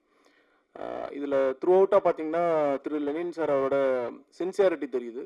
அவர் புது ப்ரொடியூசராக மட்டும் இல்லாமல் இண்டஸ்ட்ரிக்கும் திரும்பி நம்ம முடிஞ்ச வரைக்கும் நம்ம கான்ட்ரிபியூட் பண்ணுவோம், இதில் இருக்கிற சரி தவறுகளை சுட்டி காட்டலாம் அப்படிங்கிற ஒரு ஒரு ஒரு நோக்கம் தான். சில நேரங்களில் அது அவருக்கு புதுசாக இருக்கலாம், சில நேரங்களில் இல்லை அடுத்த செட் ஆஃப் ஃபிலிம்ஸில் பண்ணுறப்போ அவருக்கு ஒரு எக்ஸ்பீரியன்ஸும் கிடைக்கும். So welcome sir, first of all welcome to Tamil cinema industry. அவரோட ஆட்டிடியூடு, அவரோட சினிமா ப்ரெசன்ஸ் ரெண்டுமே ஒன்று தான். நீங்கள் whatever you seeing in the screen, அதே மாதிரி தான் அவரோட நிஜ வாழ்க்கையிலையும் அவர் என்ன மாதிரியான ஆட்டிடியூட் இருக்காரோ அதே தான் அவர். ஸோ எனக்கு ஒரு 2 முக்கியமான கருத்துக்களை பதிவு பண்ணணும்னு நினைக்கிறேன். அதுக்கு முன்னாடி ரெட் லேபிள் படத்தை பற்றி சொல்லலாம். ரெட் லேபிள் திரைப்படம் வந்து கிரைம் இன்வெஸ்டிகேட்டிவ் த்ரில்லர் ஜானரில் பண்ணியிருக்காங்க. டைரக்டர் KR வினோத் அவர்களுக்கு என்னுடைய மனமார்ந்த வாழ்த்துக்கள். எடிட்டர் லாரன்ஸ் அவர்களுக்கு வாழ்த்துக்கள். அப்புறம் கங்க்ராச்சுலேஷன் சார். இது எப்படி ட்ராவல் பண்ணியிருக்காங்க அப்படின்னு பார்த்தீங்கன்னா, முன்னாடி அனுமோகன் சார் சொன்ன மாதிரி கதை இலாக்காவிலிருந்து ஆரம்பிச்சிருக்காங்க. கதை இலாக்காங்கிறப்பவே நம்மளுக்கு டக்குன்னு ஏவி மெய்யப்ப செட்டியாரோட ஞாபகங்கள் தான் வருது, கேட்ட ஞாபகங்கள். அவர் கதை இலாக்காவை தேர்ந்தெடுத்து அவங்க ரைட்டிங் கம்ப்ளீட் பண்ணிவிட்டு அதுக்கப்புறமா தான் வந்து காஸ்ட் அண்ட் க்ரூ டிசைட் பண்ணி போகிற ஒரு ப்ராசஸ் இருந்துச்சு. அந்த ப்ராசஸை இந்த படத்துக்கு ஃபாலோ பண்ணிருக்கிறது ரொம்ப மகிழ்ச்சிகரமாக இருக்குது. இது முன்னெடுத்து சென்ற அகைன் திரு லெனின் அவர்களுக்கு ப்ரொடியூசராக என்னோட வாழ்த்துக்களையும் வணக்கத்தையும் தெரிவிச்சுக்கிறேன். இதனோட மியூசிக் டைரக்டர் கைலாஷ் மேனன் அவர்களுக்கு என்னுடைய வாழ்த்துக்கள். சாங்ஸ் வெரி இன்ட்ரெஸ்டிங்காக இருக்குங்க சார். படத்தோட டிஓபி சதீஷ் மெய்யப்பன் அவருக்கும் என்னுடைய வாழ்த்துக்கள். ரைட்டராகவும் பொன் பார்த்திபன் சாருக்கு இந்த நேரத்தில் என்னுடைய வணக்கத்தையும் வாழ்த்துக்களையும் தெரிவித்துக் கொள்கிறோம். காஸ்ட் அண்ட் க்ரூவில் பார்க்குறப்போ ஹீரோவா லெனின் சார், அவருக்கு வாழ்த்துக்கள். ஆக்ட்ரஸ் லீடா அஸ்மின் அவர்களுக்கு என்னுடைய வாழ்த்துக்கள். அனுமோகன் சார் வாழ்த்துக்கள் சார். முனிஷ்காந்த் சார் மற்றும் ஆர் உதயகுமார் சார் எல்லாத்துக்கும் என்னுடைய வாழ்த்துக்களை தெரிவிச்சுக்கிறேன். 2 முக்கியமான விஷயம் பேசணும்னு சொல்லி சொன்னேன். ஏன்னா இந்த மேடையே ரொம்ப இன்ட்ரெஸ்டிங்காக இருக்கு. இங்கே வந்து ஒரு சில திங்ஸை ஓப்பனாகவே பேசலாம் அப்படின்னு நினைக்கிறேன். இது வந்து கேள்வி பதில் விதமாக கொண்டு போகலாம்னு நினைக்கிறேன். இப்போது ஒரு திரைப்படம் வந்து வெற்றி பெறுவதற்கு எது காரணமாக இருக்கும், யார் ஆடியன்ஸ் அப்படின்னு சொல்லி கேட்டிங்கன்னா, இது எல்லா படத்துக்குமே இதுதான் எனக்கு நிறைய பேர் கேட்குற ஒரு கேள்வி. ஏன்னா டிஸ்ட்ரிபியூட்டராக இருக்கிறப்போ வந்து நம்ம பல திரைப்படங்களை கண்டினியூஸாக பார்த்துட்ருக்கோம். கண்டினியூஸாக ட்ரேடோட நம்பர்ஸ் எல்லாமே பார்த்துட்ருக்கோம். இந்த வாரம் என்ன படம் ஓடி இருக்குது, இந்த மாதிரி படங்களுக்கு எவ்வளோ தேட்டர் கிடச்சிருக்கு, எவ்வளோ ஸ்க்ரீன் கிடச்சிருக்கு, எந்த மாதிரியான பெர்ஃபார்மன்ஸ் இருக்குது அப்படிங்கிறதுனால ஒரு ஆப்வியஸான ஒரு கொஸ்டின் தான். நான் உங்களுக்கு எல்லாத்துக்கும் தெரிஞ்சது தான், இருந்தாலும் நான் முடிஞ்ச வரைக்கும் நான் எனக்கு தெரிஞ்ச இன்ஃபர்மேஷனை ஷேர் பண்ணணும்னு நினைக்கிறேன். ஃபிலிம்ஸோட ஃபஸ்ட்டு ஆடியன்ஸுங்கிறதே வந்து அது வந்து நம்ம ஓகே அப்படின்னா நம்ம இண்டஸ்ட்ரி எந்த மாதிரியான இண்டஸ்ட்ரின்னு பார்த்தீங்கன்னா, நம்ம இண்டஸ்ட்ரி ரொம்ப கிளியராக ஹீரோ டிபெண்டான இண்டஸ்ட்ரி தான். அதில் எந்த மாற்று கருத்தும் இல்லை. ஒரு ஸ்டேட் ஒரு மாதிரி இருக்குது. தமிழ்நாடு பொறுத்த வரைக்கும் ஹீரோ ட்ரிவன் இண்டஸ்ட்ரியாக இருக்குது ப்ரெசன்ட்லி. ஆனால் இது மாறுமா அப்படின்னு கேட்டிங்கன்னா, கண்டிப்பாக மாறுறதுக்குண்டான எல்லா வாய்ப்புகளும் இருக்குது. அதுக்குண்டான முன்னோட்டமாக தான் பல படங்கள் இப்போ ரீசெண்டாக ஹிட்டான ஃபிலிம்ஸ் எல்லாமே அதுக்கு ஒரு முன்னோடியாக இருக்குது. சிறையாக இருக்கட்டும், இல்லை லப்பர் பந்தா இருக்கட்டும், இல்லை அதுக்கு முன்னாடி மெட்ராஸ் மேட்னி, இந்த மாதிரியான சிறு படங்கள் பெரிய படங்கள் இல்லாமல் எல்லா படங்களுக்குமே ஒரு வரிசையாக ஒரு அங்கீகாரம் கிடைத்து கொண்டே வருது. நான் முக்கியமாக இந்த மாதிரியான ஒரு சேஞ்சஸும் இண்டஸ்ட்ரியில் நடந்துட்டு இருக்கு. ஸோ அப்போ ஆடியன்ஸ் யார் அப்படிங்கிறத வந்து ஒரு டெஃபினட்டாக ஒரு கிளாரிட்டி இருக்குது. எந்த மாதிரியான ஏஜ் குரூப்புக்கு படம் எடுக்கிறோங்கிறது ரொம்ப முக்கியம். 15 வயசுலேருந்து 30-32 வயசு இவங்க தான் ஃபஸ்ட்டு கம் ஆடியன்ஸ். அவங்க வந்து ரொம்ப ஓப்பனாக வந்து எந்த படத்தையும் வந்து அவங்களுக்கு ஒரு அட்ராக்ஷன், ஒரு ஈகர்னஸ் தூண்டுதோ அந்த படத்துக்கு கண்டிப்பாக மிகப்பெரிய வரவேற்பு கொடுத்து அவங்க வந்து படத்துக்கு வந்து தேட்டரில் வந்து பார்ப்பாங்க. அதுக்கப்புறம் வேர்ட் ஆஃப் மவுத் ரொம்ப முக்கியம். வேர்ட் ஆஃப் மவுத் வந்து இன்னைக்கு லோக்கல் இன்ஃப்ளூயன்சர்ஸ் ரொம்ப முக்கியம். அந்த வகையில் பத்திரிகையாளர்களான உங்களை எல்லாத்தோட கான்ட்ரிபியூஷனும் ரொம்ப ரொம்ப முக்கியம். இன்னும் இது வலுவடைய போகுது அப்படிங்கிறதான் இந்த நேரத்தில் நான் தெரிவிக்கணும்னு நினைக்கிறேன். டிஜிட்டலாக இருக்கலாம், இல்லை பிரிண்ட் மீடியா, எல்லாருமே சேர்ந்து தான் சொல்கிறேன். அவங்களோட பங்களிப்பு எந்த ஒரு திரைப்படத்துக்குமே ரொம்ப முன்னோடியாகவும் இருக்க போது, ரொம்ப இன்ஃபர்மேட்டிவாகவும். இப்போ நீங்கள் நிறைய சேனல்ஸ் கவனிச்சிங்கன்னா யூடியூப் ரிவ்யூவர்ஸோட ஒரு செட் ஆஃப் ஃபாலோவர்ஸ் வச்சுட்டும் அந்த படம் எப்படி இருக்குங்கிற கருத்தை வச்சும் படம் பார்க்குறாங்க. அந்த கண்டினியூஷன் கண்டிப்பாக இருக்கும். இது என்னோட ட்ரேட் அனாலிசிஸில் நான் சொல்கிற விஷயம். இது இன்னும் மேலும் இதை நோக்கி தான் போகும். அப்போ ஒரு திரைப்படத்தினுடைய ஆடியன்ஸ் யாருன்னு பார்த்தீங்கன்னா ஹீரோ ட்ரிவன் இண்டஸ்ட்ரின்னு சொன்னேன். அப்போ முதல் ஆடியன்ஸ் கண்டிப்பாக அவங்களோட பெரிய ஹீரோனா டாப் 10 ஹீரோஸில் இருக்கிறவங்களுக்கு கண்டிப்பாக அவங்களோட ஃபேன்ஸ் தான் ஃபர்ஸ்ட் ஹீரோவாக இருப்பாங்க. அதை தாண்டி அப்போ அந்த ஹீரோவை தாண்டி வேறு யாருமே பண்ண முடியாதா அப்படின்னா அப்படிலாம் கிடையாது. கதை பேஸ்டான ஃபிலிம்ஸ் எல்லாமே ஒர்க் ஆகும். அதனால் உங்களோட கதை இலக்காவை உறுதியாக வச்சுக்கோங்க, ரொம்ப ஸ்ட்ராங்காக வச்சுக்கோங்க. இங்கே குறிப்பிட்ட மாதிரி முக்கியமான அடுத்த இம்பார்ட்டண்டான இது பாடல்கள் வரியாக இருக்கட்டும். இப்போ பாரதி சார் மாதிரி பாடல்களாக இருக்கட்டும், வரிகளாக இருக்கட்டும். அதே மாதிரி கைலாஷ் மேனன் மாதிரியான மியூசிக்கோட அவுட்கம் ரொம்ப இம்பார்ட்டண்ட்டு. இன்னைக்கு ரீரிலீஸ் ஆகிற எல்லா படத்துலையுமே பார்த்தீங்கன்னா அவங்க உள்ள என்டர்டெயின்மெண்ட் பண்ணுறதே பாடல்கள் தான். அந்த பாடல்கள் தான் உள்ள என்டர்டெயின்மெண்ட் பண்ணி அவ்வளோ தூரம் கரகோஷம் பண்ணி அவ்வளோ ஆர்ப்பாட்டம் அவ்வளோ சந்தோஷத்தை பிரதிபலிக்கிறது பாடல்கள் தான். பாடல்கள் ரொம்ப முக்கியத்துவம் வாய்ந்தது. அது ப்ரொமோஷனாகவும் ஸ்பேஸ்மெண்ட்டாகவும் உங்களுக்கு ரொம்ப இம்பார்ட்டண்ட்டு. அதனால் இந்த 2 விஷயத்தையும் முக்கியமாக கருத்தில் கொண்டு பண்ணுறப்போ ஒரு கூடுமான விரைவில் நம்ம ஒரு டார்கெட் ஆடியன்ஸ்னு சொல்லுவோம், அந்த ஆடியன்ஸை ரீச் பண்ண முடியும். சரி, அப்படின்னா எவ்வளோ ஆடியன்ஸ் பார்க்கணும் அப்படின்னு சொல்லி போட்டு இன்னொரு விகிதாச்சாரம் கேட்குது. அதனோட நம்பர்ஸ் பார்த்தீங்கன்னா நம்ம தமிழ்நாட்டோட total population about 8 crore population இருக்கான். அப்போ 8 கோடி மக்கள் இன்ட்டு 200 நீங்கள் கணக்கு போட்டுக்கலாம். ஆனால் 8 கோடி மக்கள் படம் பார்க்குறாங்களா அப்படின்னு கேட்டிங்கன்னா இன்றைக்கி இருக்கிற சூழ்நிலையில் அவங்களுக்கு உண்டான என்கரேஜ்மெண்ட்டில் அந்த நம்பர் இல்லை. ஸோ அப்போ எத்தனை பேர் பார்த்தா ஒரு இன்ட்ரெஸ்டிங்காக இருக்கும் அப்படின்னா அப்போது அதில் ஒரு 10% எடுத்தீங்க அப்படின்னா 80 லட்சம் பேர். 80 லட்சம் பேர் பார்க்கணுமான்னு கேட்டிங்கன்னா அந்தந்த பட்ஜெட்டை பொறுத்து அந்தந்த ஆடியன்ஸோட கவுண்ட் நீங்கள் பண்ணிக்கலாம். பட் குடும்பமான விரைவில் ஒரு நியூ ஃபிலிம்ஸ் நீங்கள் கொண்டு வரீங்க அப்படின்னா உங்களோட மினிமம் ஆஃப் அண்டர்ஸ்டாண்டிங்லேயே எவ்வளோ ஆடியன்ஸ் பார்க்கணுன்னா அட்லீஸ்ட் ஒரு 2 லட்சத்துலேருந்து ஒரு 5 லட்சம் ஆடியன்ஸாவது உங்களுக்கு படத்தை பார்க்கணும் அப்படிங்கிறது, which is nothing but closer to 1% தான். 1% கூட இல்லை, 1% 8 லட்சம், அதுக்கும் கம்மியாக தான் சொல்கிறேன். பட் 5 லட்சம் பேர் பார்க்குற அளவுக்கு உண்டான ஒரு திரைக்கதையை அமைச்சு அதுக்குண்டான பாடல்களை அமைத்து ஹிட்டு கொடுத்துட்டு நீங்கள் உள்ளே வரப்போ தியேட்டர் என்ட்ரன்ஸ் உங்களுக்கு அருமையாக இருக்கும்.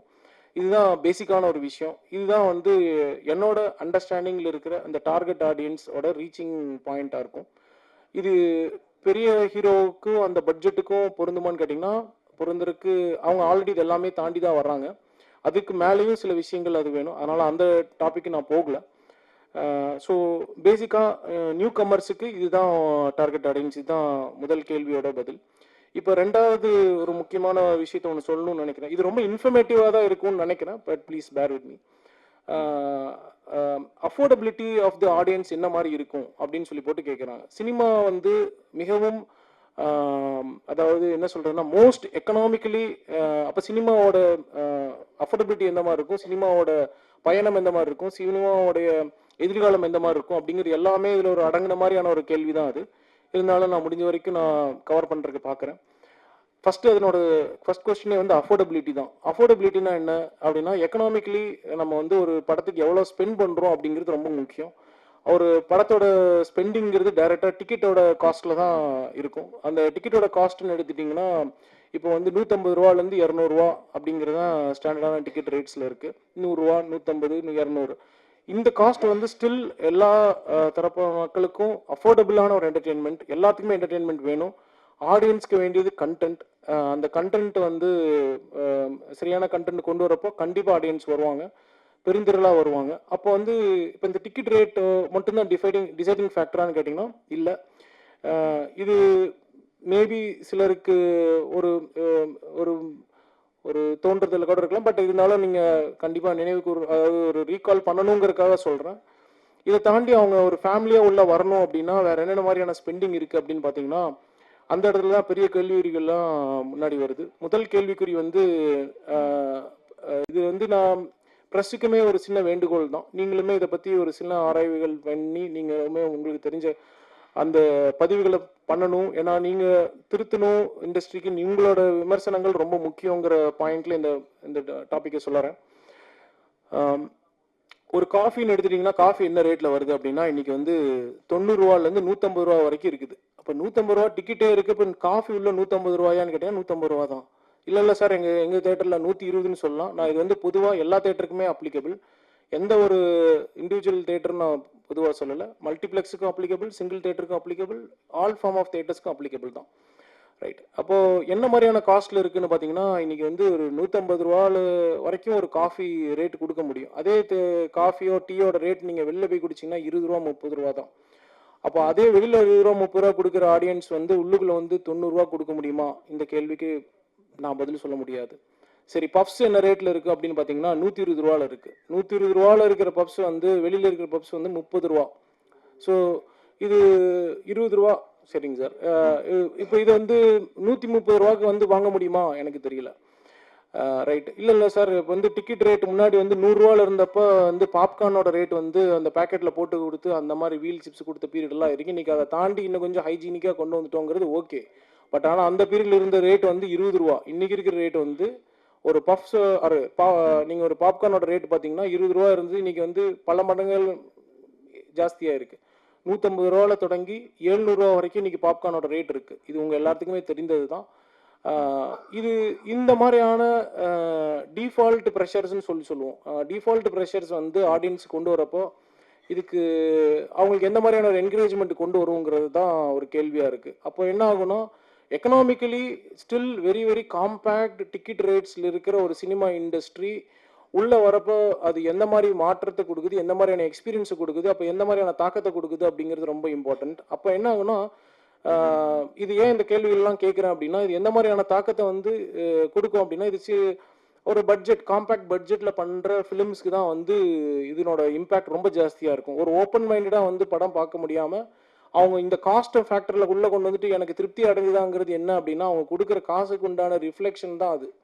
ஸோ அது ஒரு பெரிய கேள்வியாகவே இருக்குது. அந்த கேள்வியோட என்னோடய ஸ்பீச்சையும் நான் இங்கே பாஸ் பண்ணுறேன். எங்களுக்கு தொடர்ந்து ஆதரவு கொடுத்து கொண்டிருக்கும் அனைத்து பத்திரிகை ஊடக நண்பர்கள் அனைவருக்கும் வணக்கம், நன்றி. உங்களோட ஆதரவும் பங்களிப்பும் இந்த படத்துக்கு கண்டிப்பாக தேவை. இந்த மாதிரியான நியூ ப்ரொடியூசர்ஸ் ஒரு வருடத்துக்கு கிட்டத்தட்ட 200 பேர் பக்கம் வர்றாங்க. அவங்கள நம்ம வழிநடத்தி முடிஞ்ச வரைக்கும் சப்போர்ட் பண்ணி கொண்டு போக வேண்டியது நம்மளோட ரெஸ்பான்சிபிலிட்டி. அந்த மாதிரி ரெஸ்பான்சிபிலிட்டியில் தான் நான் இங்கே இருக்கேன். Thank you, thanks for the opportunity. Thank you. Thank you. அவங்க டீம் வந்து ரொம்ப ப்ரொஃபஷ்னலாக இருக்காங்க. அதுவே எனக்கு ரொம்ப பிடிச்சிருந்தது. ஆக்சுவலாக என்ன ப்ரொஃபஷ்னல் அப்படின்னா இப்போ நான் ஒரு 11 மணிக்கு மீட் பண்ண போகிறேன் அப்படின்னா ஷார்ப்பாக 11 மணிக்கு அவரும் மீட் பண்ணுவார். அந்த ஒரு குவாலிட்டி எனக்கு ரொம்ப பிடிச்சிருந்தது. என்னடா அவன் எப்போ பார்த்தாலும் டைமை பற்றியே பேசுகிறான் அப்படின்னா அது என்னமோ தெரில, எனக்கு அது ரொம்ப பிடிக்கும் டைம் மெயின்டைன் பண்ணுறது. ஓகே, ஸோ நெக்ஸ்ட் டைம் நான் நம்ம பிஆர்ஓ கிட்ட சொல்லிட்டே இருப்பேன் 4 மணிக்கு ஷார்ப்பாக ஆரம்பிக்கணும்பா அப்படின்னு சொல்லிட்டு. ஆனால் அவர் இது வரைக்கும் பண்ணதே கிடையாது. நெக்ஸ்ட் டைம் இன்னும் கொஞ்சம் ஸ்ட்ரிக்டாக அவர்கிட்ட நான் இருக்கணும். ஓகே, ஸோ படம் நம்ம தேர்ஸ்டே அன்னைக்கு ப்ரெஷ் ஷோ பிளான் பண்ணிருக்கோம். நீங்கள் வந்து பாருங்கள், உங்களுக்கு பிடிக்கும்னு நான் நம்புகிறேன். ரொம்ப நேர்மையாக அந்த படத்தை பண்ணியிருக்கோம். ஏற்கனவே சொன்ன மாதிரி ஓப்பன் மைண்டடாக வந்து பார்த்தீங்கன்னா உங்களுக்கு கண்டிப்பாக அது என்கேஜிங்காக இருக்கும். ஸோ கடைசியாக நான் வந்து என்னோட ஒரு டிபார்ட்மெண்ட் பற்றி மட்டும் நான் பேசி முடிச்சுக்கிறேன். அவங்க வந்து என்னோட பிஆர் டிபார்ட்மெண்ட். ஸோ ஸ்ரீதர் அவர் வந்து நானும் அவரும் காலேஜில் ஒன்றா படித்தோம். ஸோ அப்படி தான் எனக்கு ஒரு பழக்கம். என்ன எக்ஸ்ட்ரா கேர் எடுத்து அவர் பார்த்துக்கிறாரு. இந்த படம் எல்லாத்துக்குமே போய் சேரணும் அப்படின்னு சொல்லிட்டு அவரோட எஃபர்ட் வந்து ரொம்ப ரொம்ப ஜாஸ்தியாக இருக்குது. இதுக்கான ப்ரொமோஷன் வேலையும் அவர் ரொம்ப டெடிக்கேட்டடாக பண்ணுறாரு. அவர் கூட மிஸ்டர் உதய் அண்ட் ஹரி இவங்களுமே வந்து எந்த எதிர்பார்ப்பும் இல்லாமல், அதுதான் ரொம்ப முக்கியம். உங்கள் டீமா? சூப்பர். இது தெரிஞ்சா நான் ஃபர்ஸ்டே பேசியிருப்பேன் அவனை பற்றி. ஓகே, ஸோ இப்போ நீங்கள் நம்ம படம் ஓரளவுக்கு இந்த மீடியா இண்டஸ்ட்ரியில் எல்லாத்துக்கும் தெரியுது அப்படின்னா அவங்களோட ரோல் ரொம்ப ரொம்ப இம்பார்ட்டன்ட். லாஸ்ட் ஒரு 2-3 மந்த்ஸாக வந்து அவங்கள போட்டு நான் பயங்கரமாக புழிஞ்சு எடுத்துட்டேன். அதை ஹானர் பண்ணுறதுக்கு நான் ரொம்ப ஆசைப்பட்றேன். So small gift for them. வாங்க ஸ்ரீதர், உதய் அண்ட் ஹரி.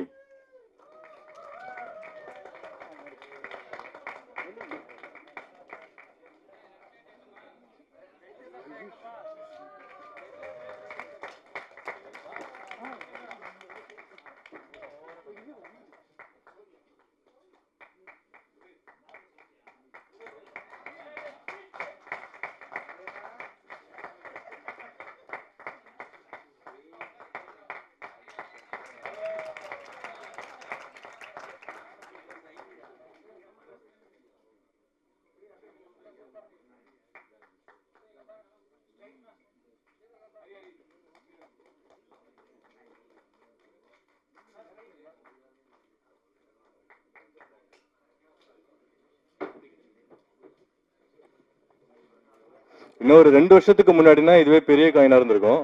தங்கம் விலை ஜாஸ்தி ஆனதுனால காயின் கொஞ்சம் சின்னதாயிடுச்சு. ஆனா தங்கம் தங்கம் தானே. இந்த 3ம் தங்கங்கள் தான். Okay, all right. So thank you everyone. என்னோட டீம் நான் நிறைய பேரை மிஸ் பண்ணிருப்பேன். மெயினா Anusha madam and we have Kevin sir and Sasi இருக்காரான்னு தெரியல. சசி ப்ரோ, வேற யார் வந்திருக்கீங்க அப்படின்னு தெரியல. இவங்கெல்லாம் ரொம்ப இம்பார்ட்டன்ட் ரோல் ப்ளே பண்ணிருக்காங்க. அவங்கெல்லாம் ஆல்ரெடி இண்டஸ்ட்ரியில் ரொம்ப வருஷமா இருக்காங்க. நான் பார்த்த one of the few talents கூட அவங்க. சினிமான்றது நேரம் தானே, எவ்வளோ திறமை இருந்தாலும் நேரம் அமையணும். இவங்க எல்லாத்துக்கும் இந்த நேரம் அமையும் அப்படின்றத நான் நம்புகிறேன். Thank you every one. இப்பொழுது பத்திரிகையாளர்கள் நாங்களுடைய கேள்வியை கேட்கலாம். மைக் மைக் ஒரு நிமிஷம் மைக்